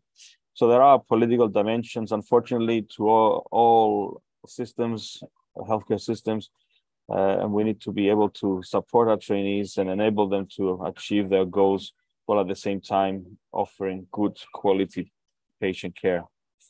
Now, if we take the example of an L4-5 circumferential bulging disc with some listhesis and radiculopathy, there are several options. Of course, we can wait and see because often symptoms resolve, or we can give medications and then for physiotherapy.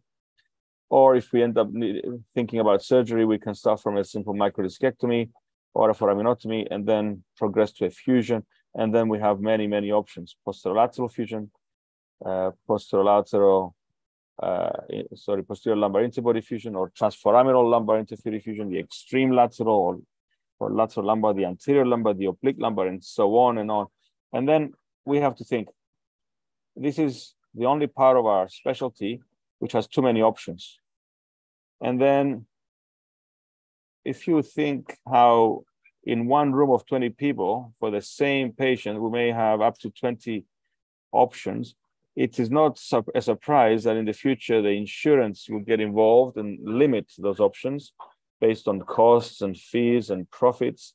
Some of insurance companies are now coming up with so-called special networks or preferred provider networks based not on ability or competence or indeed expertise, but what is costing them, what is costing the insurance companies less. And therefore they can restrict their referrals, they can restrict the practice of certain people. So I think this is one of the future challenges we're gonna have. This is probably more important than some technological advances, because if we have increasing technology around us, but certain financial systems and insurance companies don't let you use it, I think there's going to be stumbling blocks that we need to resolve. So here is the opportunity to come up with good guidelines, with professional standards, always monitoring outcomes, have evidence-based recommendations which are realistic and updated regularly. And we also have to think about who generates the data, who grades the evidence, and who makes the recommendations. And if we don't do it for ourselves, others will do it for us. So training the future neurosurgeon becomes quite a challenge. The first question I've asked myself is, should we all be trainers? Do we all have the patience, the tenacity, and the interest in becoming trainers? Do all departments need many trainees? Or do we have many trainees because we want a compliant rota? Should all departments deliver both service and training? Or should we centralize certain training aspects? Do we limit the number of trainees in certain European and high-income countries where there's more doctors than the recommended ratio? And if we do decide to centralize, where do we centralize? Do we go because of location of geography? Do we go because of volume of population? Do we go because of subspecialization versus rare treatments, and so on? And then, of course, more and more questions will come out. Some countries with geography, like Scotland, we only have 4 units, so all 4 would declare necessity. But that may well be okay for certain conditions like trauma, but it may not be necessary for all conditions, such as, for example, we have reduced the services for neuroradiology and for interventional neuroradiology to only 2 of the 4 centers. And then, of course, how do we check the quality? How do we control and maintain the standards?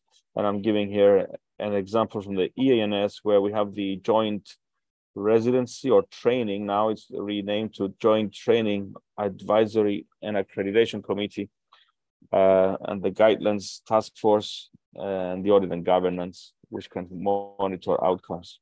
So in the next couple of minutes, I'll talk about associations, because this is today an ACNS initiative. And it's true that as the community changes and evolves and grows, so must the association. We cannot be offering the same things to our members that we offered 20, 30 years ago.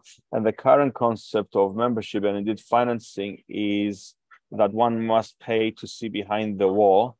But I wonder whether that is the truth for the future. So rather than the long one-size-fits-all list of member benefits, associations may need to revamp their member acquisition process to give a clear answer to the question, why should I join the ACNS? Why should I join the EANS? Why should I join the AANS, for example? And we need to have a clearly defined mission and vision.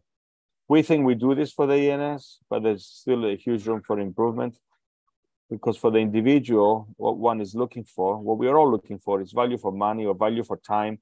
And then we also need to think of the community, the discipline, the specialty, and always bring it back to the patients.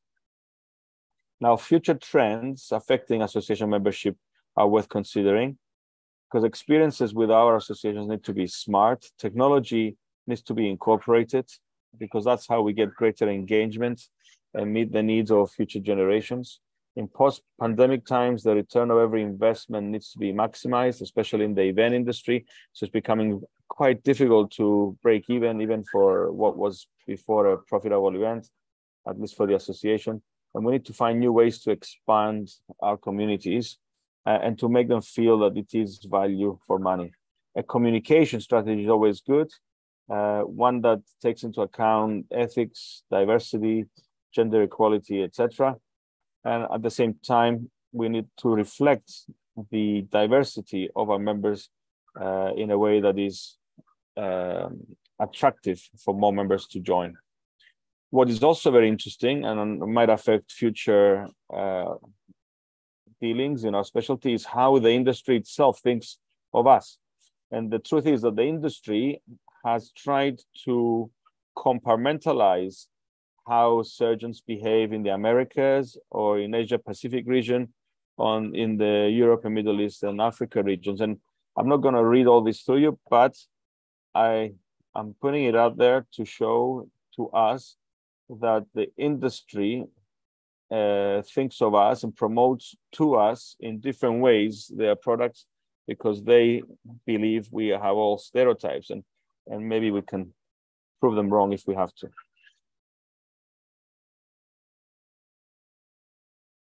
For community development, which is important for our future, we need to align with the values of new members. We have younger trainees, we have younger professionals, we have an aging population, but also a maturing membership. We need to communicate directly to them. We want them to contribute. We want them to be members that are active, that can influence the future of the organization. And I think, in my experience, that the younger professionals are eager to have their voices heard. And once a chance is given, they will gladly contribute. Slight change of tack. Can't talk about the future without recognizing global health issues. And can we really afford to leave this behind? Again, I mean, the elephant in the room is the difference between low middle income countries and the higher income countries. The vaccination rates for COVID in Africa, which were very, very low in comparison to nearly 100% in certain countries in Europe, is not a good sign. That, to me, suggests that the high-income countries are not sharing their wealth or their good fortune. And we also heard from the previous speaker how disparities in trauma management between high-income countries and lower middle-income countries have to be ironed out. So, what is the future of neurosurgery? I believe it's dynamic, it's malleable, it's not entirely predictable, but it's subject to many dynamic forces, which means it's exciting. We need to have vigilance. We need to create multidimensional partnerships and collaborations. We need to respect the industry, but our main mission is education and training for our patients. We need to engage with governmental and governance issues, and we need to be careful of insurance systems. How can organized neurosurgery associations guide us forward? I think it's extremely important that we as organized neurosurgical societies do not let others invade our space for the benefit of our patients. We need to have standard setting. And here on the right, I can show you some of the ENS standard setting exercises. In education, we have the Joint Training Advisory and Accreditation Committee. We have the Postgraduate Training Committee. We have board exams. We have subspecialization training. And we are developing best practice guidelines. And I'm aware that other societies are doing exactly the same. Second aspect is community building and strengthening. So we need to look out for our patients, for each other. We need to generate critical mass. And I believe we are, at least the ENS is the only continental association in Europe representing its specialty. But I also think that in other continents, this is similar. So I think we do have the ability to come together and hopefully create multi-cultural guidelines and best practice guidelines, which I liked earlier, the comment that they need to be resource-based, bootstrapped, not only evidence-based.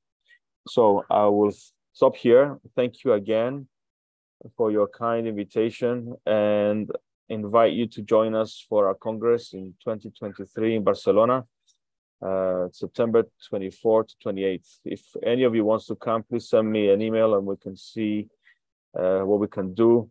It will be an honor to see you again, and thank you for your attention. Professor Demetriadis, it's a pleasure to be here present. Of course, I must thank the organizers of the ACNS that created the opportunity, but at the same time, I read and I attended the blueprint of what the future of European Society of Neurosurgery seems to be. I remember how you took the leadership of the European Society in a very difficult and challenging time, but I've never seen that society be more successful in recent years and in its entire history. And for that, of course, it goes to say that the leadership has done a wonderful work. So my sincere congratulations on the success of the society under the helm of your leadership. But at the same time, I'm so happy to see that the future plans of the European Society have incorporated on a better amount of its work, how the future generations are going to be part of it, how they're going to grow, and finally, how you see the future of European society beyond the borders of Europe. I guess it was time for the European society to bring to its leadership someone from the island of UK. It has not been the common ground. Usually it has been mainland Europe. We originally from outside UK wouldn't have been any better combination. So I know success is without any doubt there, and I only look forward to see it and hopefully to join you on our first joint meeting, European and Asian Congress of Neurosurgery. We just need to see the details for that. So thank you for being with us. Thank you for showing us the great work that you are continuing there. And I give the stage to my friends and colleagues. I'll start with Asra as a discussant. Thank you, Professor Rian. Thank you for a great presentation, Professor Andreas. And I must congratulate you again, as you know, the next Third World Congress of Young Neurosurgeon will be in Europe, and you will be the president of that Congress. And also that should be a strategic meeting, because for the first time that ACNS and IANS will join together to make a great meeting for our young neurosurgeon.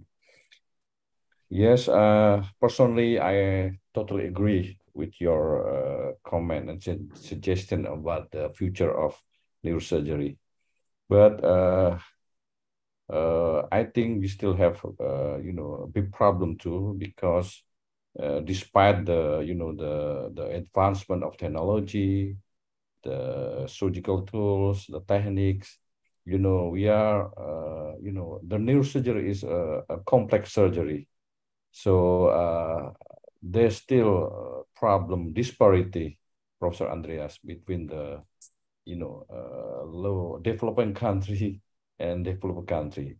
And mostly we talk about many advanced technique, many technology, advanced in biomolecular science, especially in neuroscience, that we can treat the diseases safely and with good outcome, but that will not happen in many countries, especially in developing countries.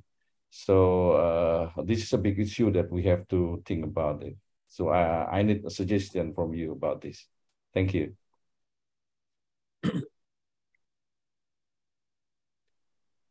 Thank you, Azra, and of course, thank you, Arian, for your kind words.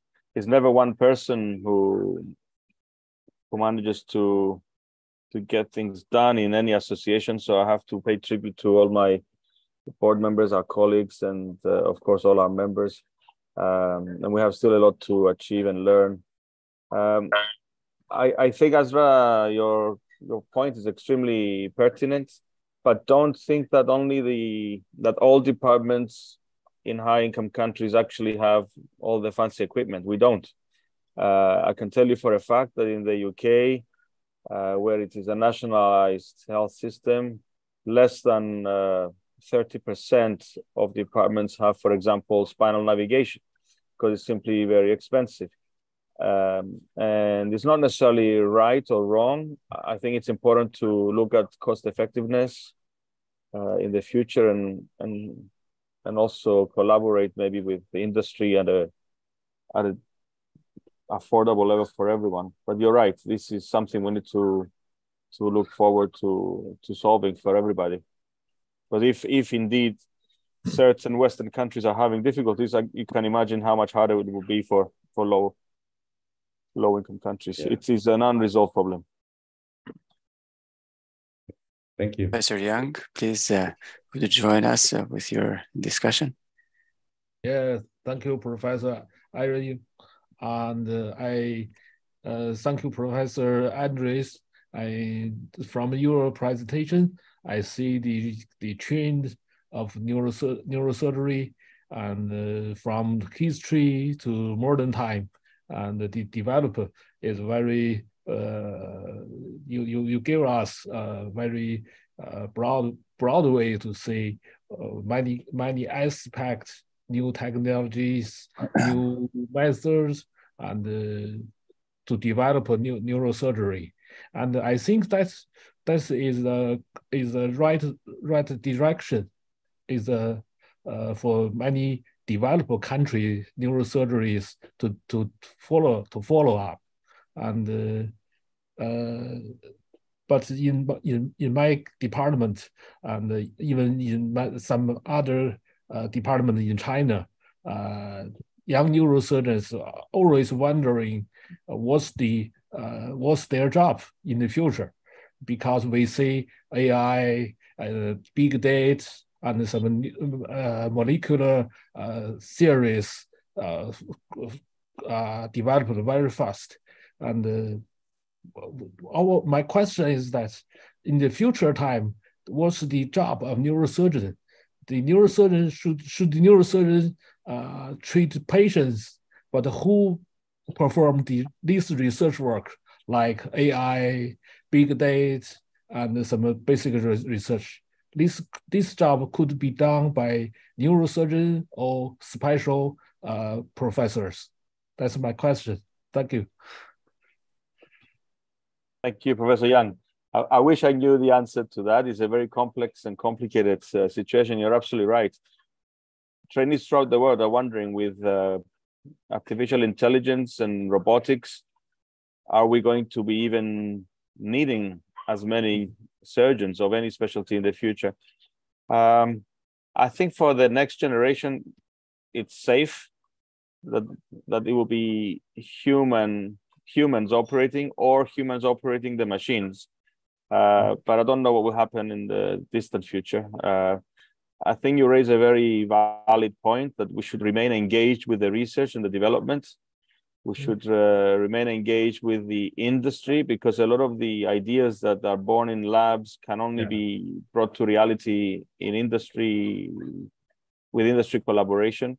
And I think, on the other hand, industry, from what I see, is very keen to have neurosurgeons involved in decision-making about the direction they take. So I think it's important, as in an ethically and in a transparent way, our associations can collaborate with industry and try and shape the future. We shouldn't sit back and then one day realize we're no longer necessary, but we can engage early and help evolve the future shape of the neurosurgeon. Because I suspect the neurosurgeon in 50 years' time will be doing many very different things from what we are doing now. Yeah. Okay. Professor Misra, thanks, Professor. Yes, Professor Misra, you have been in a leadership position in various ways, from your home country to international level, and I guess your discussion will we'll make it, we illuminate more on what you think about what Professor Andrade discussed. Hi, Andreas, very nice seeing you and listening to you. The real presidential thought-provoking. What really is we are facing, the neurosurgeons facing. And you rightly pointed out, we don't train our young neurosurgeons to this. You train them to do operations, but there are so many other things which they have to learn because times are changing. The AI is already making a difference. Big data is going to be there a big way, is going to change things. There's no question about it. I think the point you made about the association between continental society is something to look forward to, because the big data is going to come from China, India. You know, it's not going to come from European countries because the population is so big here. And if we can use, you can help each other. You know, the resource availability is deficient in LMICs. The patient availability is less in the resource-rich countries. For example, today, I mean, I did some of my training in Edinburgh, where Andreas works today. And when we went there, we did a lot of cases. Now, we used to go there for vascular training, you know, microsurgery of aneurysms. Today, the British neurosurgeon, to the best of my knowledge, do very little microsurgery of aneurysms, whereas in most LMICs, microsurgery is the stable thing for aneurysms still. So I think if we can give and take, that would be a very good thing, and collaboration would be the way forward. And whether we like it or not, the industry does influence the practice. And as you rightly said, it's better that we be involved rather than we be, you know, kind of told what to do. So I think right thoughts, like a leader, you have really addressed the proper questions which we face today. And we should be careful about that we guide the things and we are the decision makers rather than people deciding for us. Thank you very much. I look forward to Barcelona, provided I get my visa. Thank you, Professor Misa. Thank you, Basant. It's an honor to hear your kind words. For me, you are probably the most accomplished alumnus of the Edinburgh training program, and it's always a pleasure to discuss things with you. I look forward to Barcelona, where we can maybe start thinking about intercontinental training, as you said, because you're right. There are certain things that you simply cannot find in certain countries.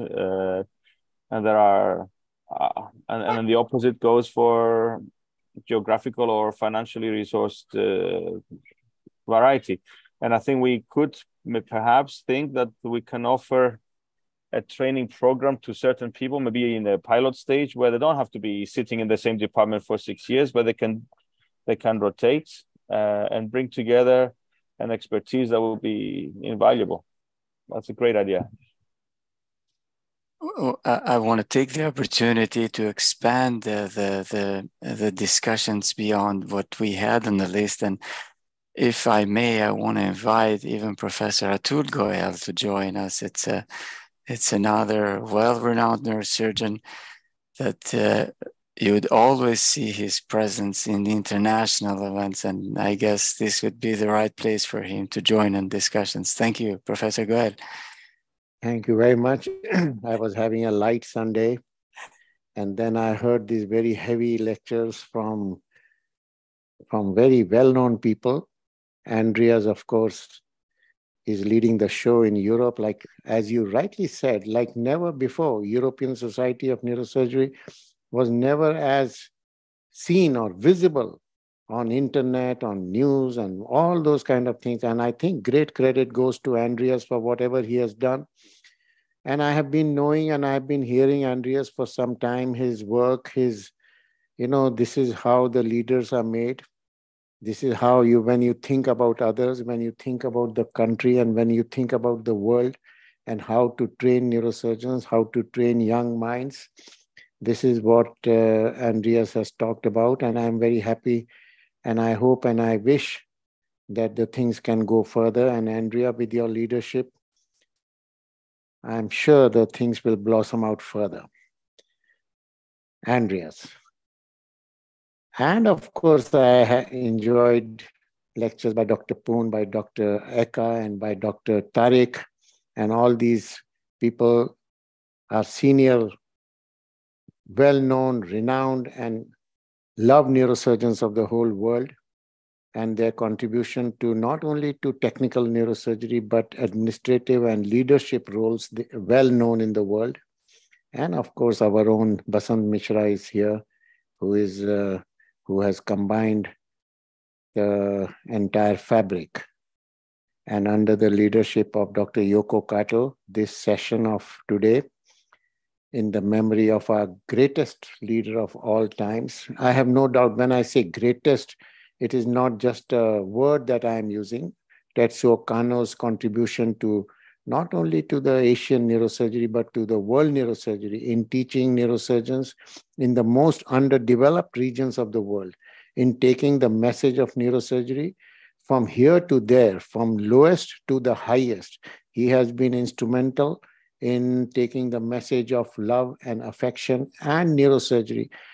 So his contributions to technical neurosurgery, to leadership roles, and all these people on the screen, including Basant, as he rightly said, has been influenced by this master of masters. And in his memory, this session of today will be a great contribution. And I'm sure Yoko will be happy to hear whatever has gone in this session. And thank you very much for inviting me. Professor Goel, thank you. Thank you so much for joining us with your comments. Please allow me to add nothing more special and beautiful than what you just said. I'll just share something. Allow me to do that.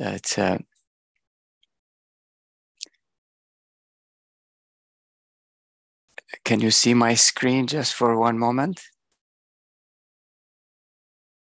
Is it visible yes, to you? Yes, we can see that. Yes.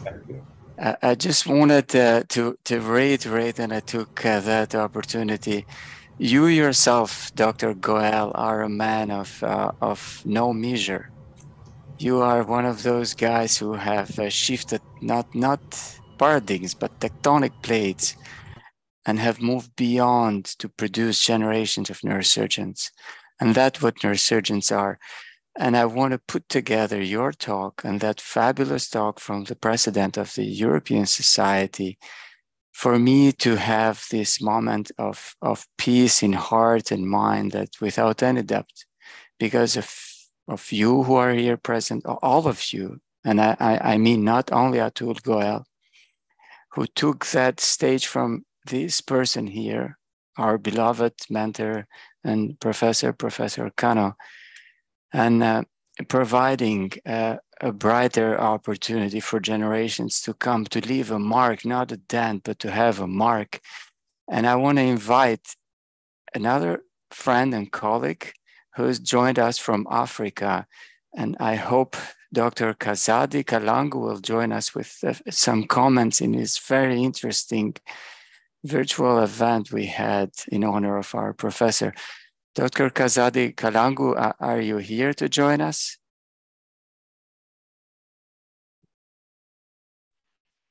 Absolutely, yes, I'm there. Thank you so much for being here present virtually this time from Africa. But you see, men of enormous vision like Professor Kanno made it available for us to have no borders. And here we have leadership from a variety of local, continental, and international societies. And so please join us with your comments as a representative of continental Africa. Thank you very much, Erion. Thank you very much, Yoko. Thank you very much, Basant. I see a lot of friends there, Tariq. I see quite a number too. Thank you. I'm so glad to see you all. And I'm very privileged to attend these memorial lectures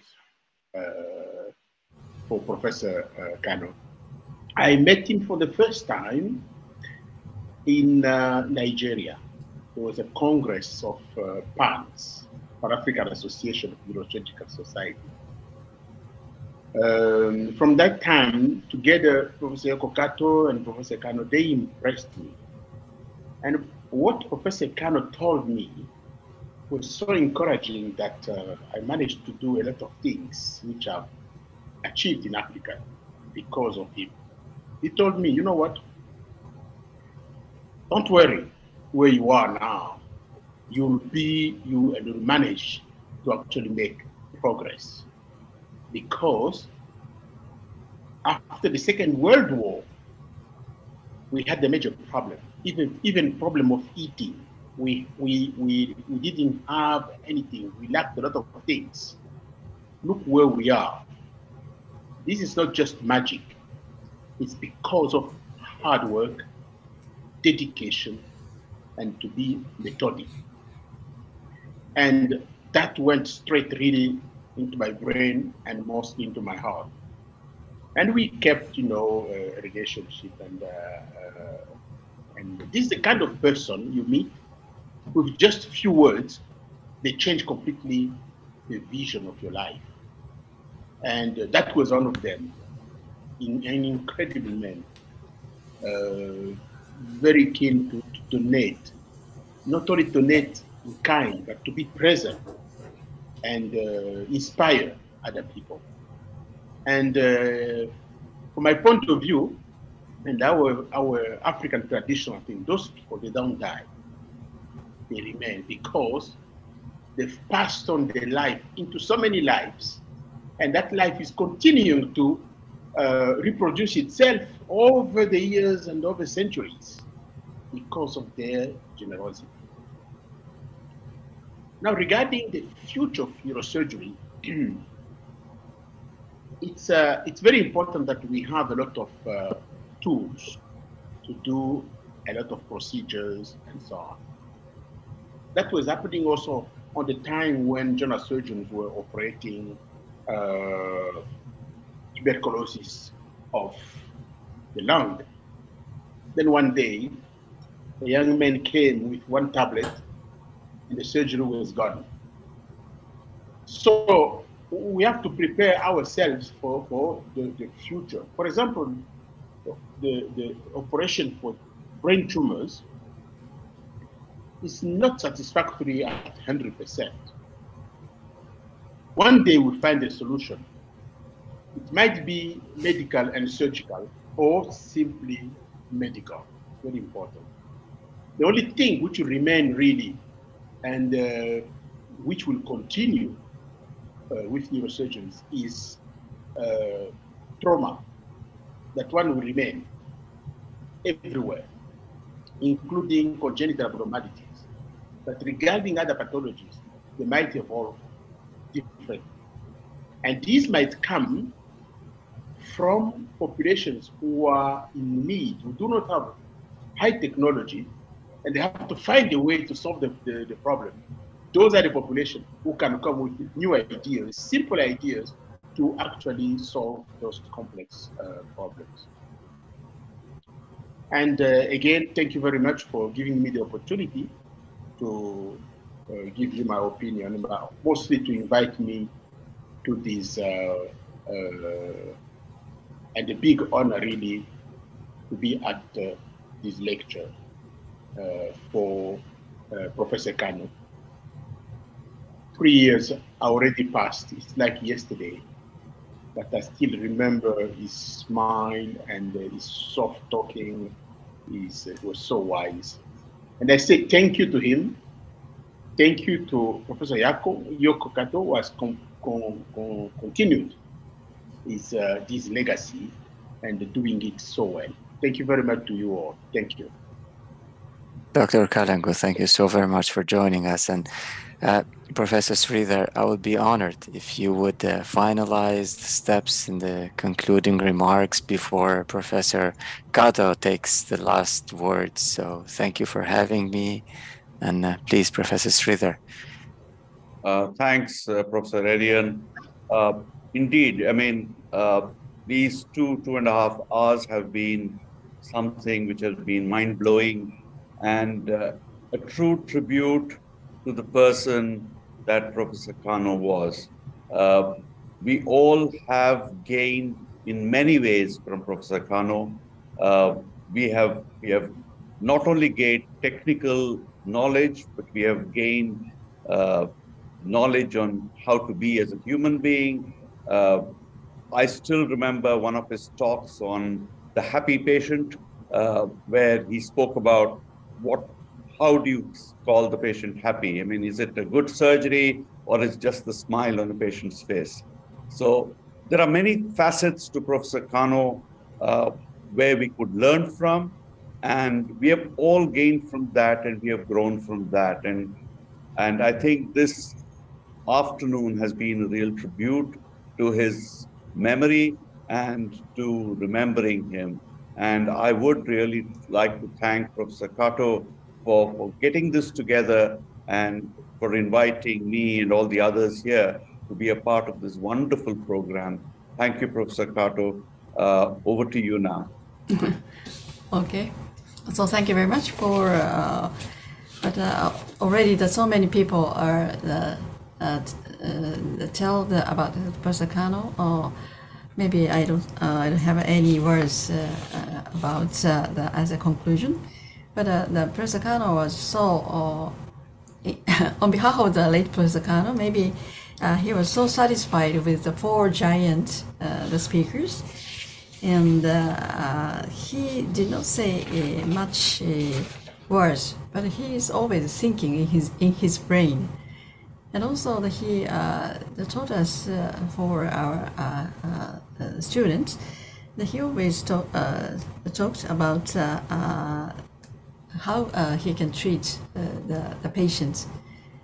Always he sits beside the patient, and every scientist or every science, and also the clinical many techniques or whatever he talks about very fantastic future or treatment, but always revert to the patient, always in our heart, I think. So this is a fourth, but maybe from now, maybe once a year, we will have such a memorial lectures. Thank you so much.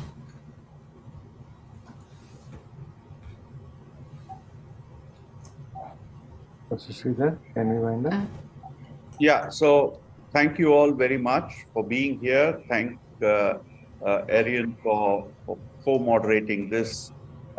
It has been a real pleasure and honor to be here, and we've all really enjoyed the lectures and remembering Professor Kanno most real. Thank you so much. Over to you, Ram. Thank you. Thank you very much. Okay. Thank you.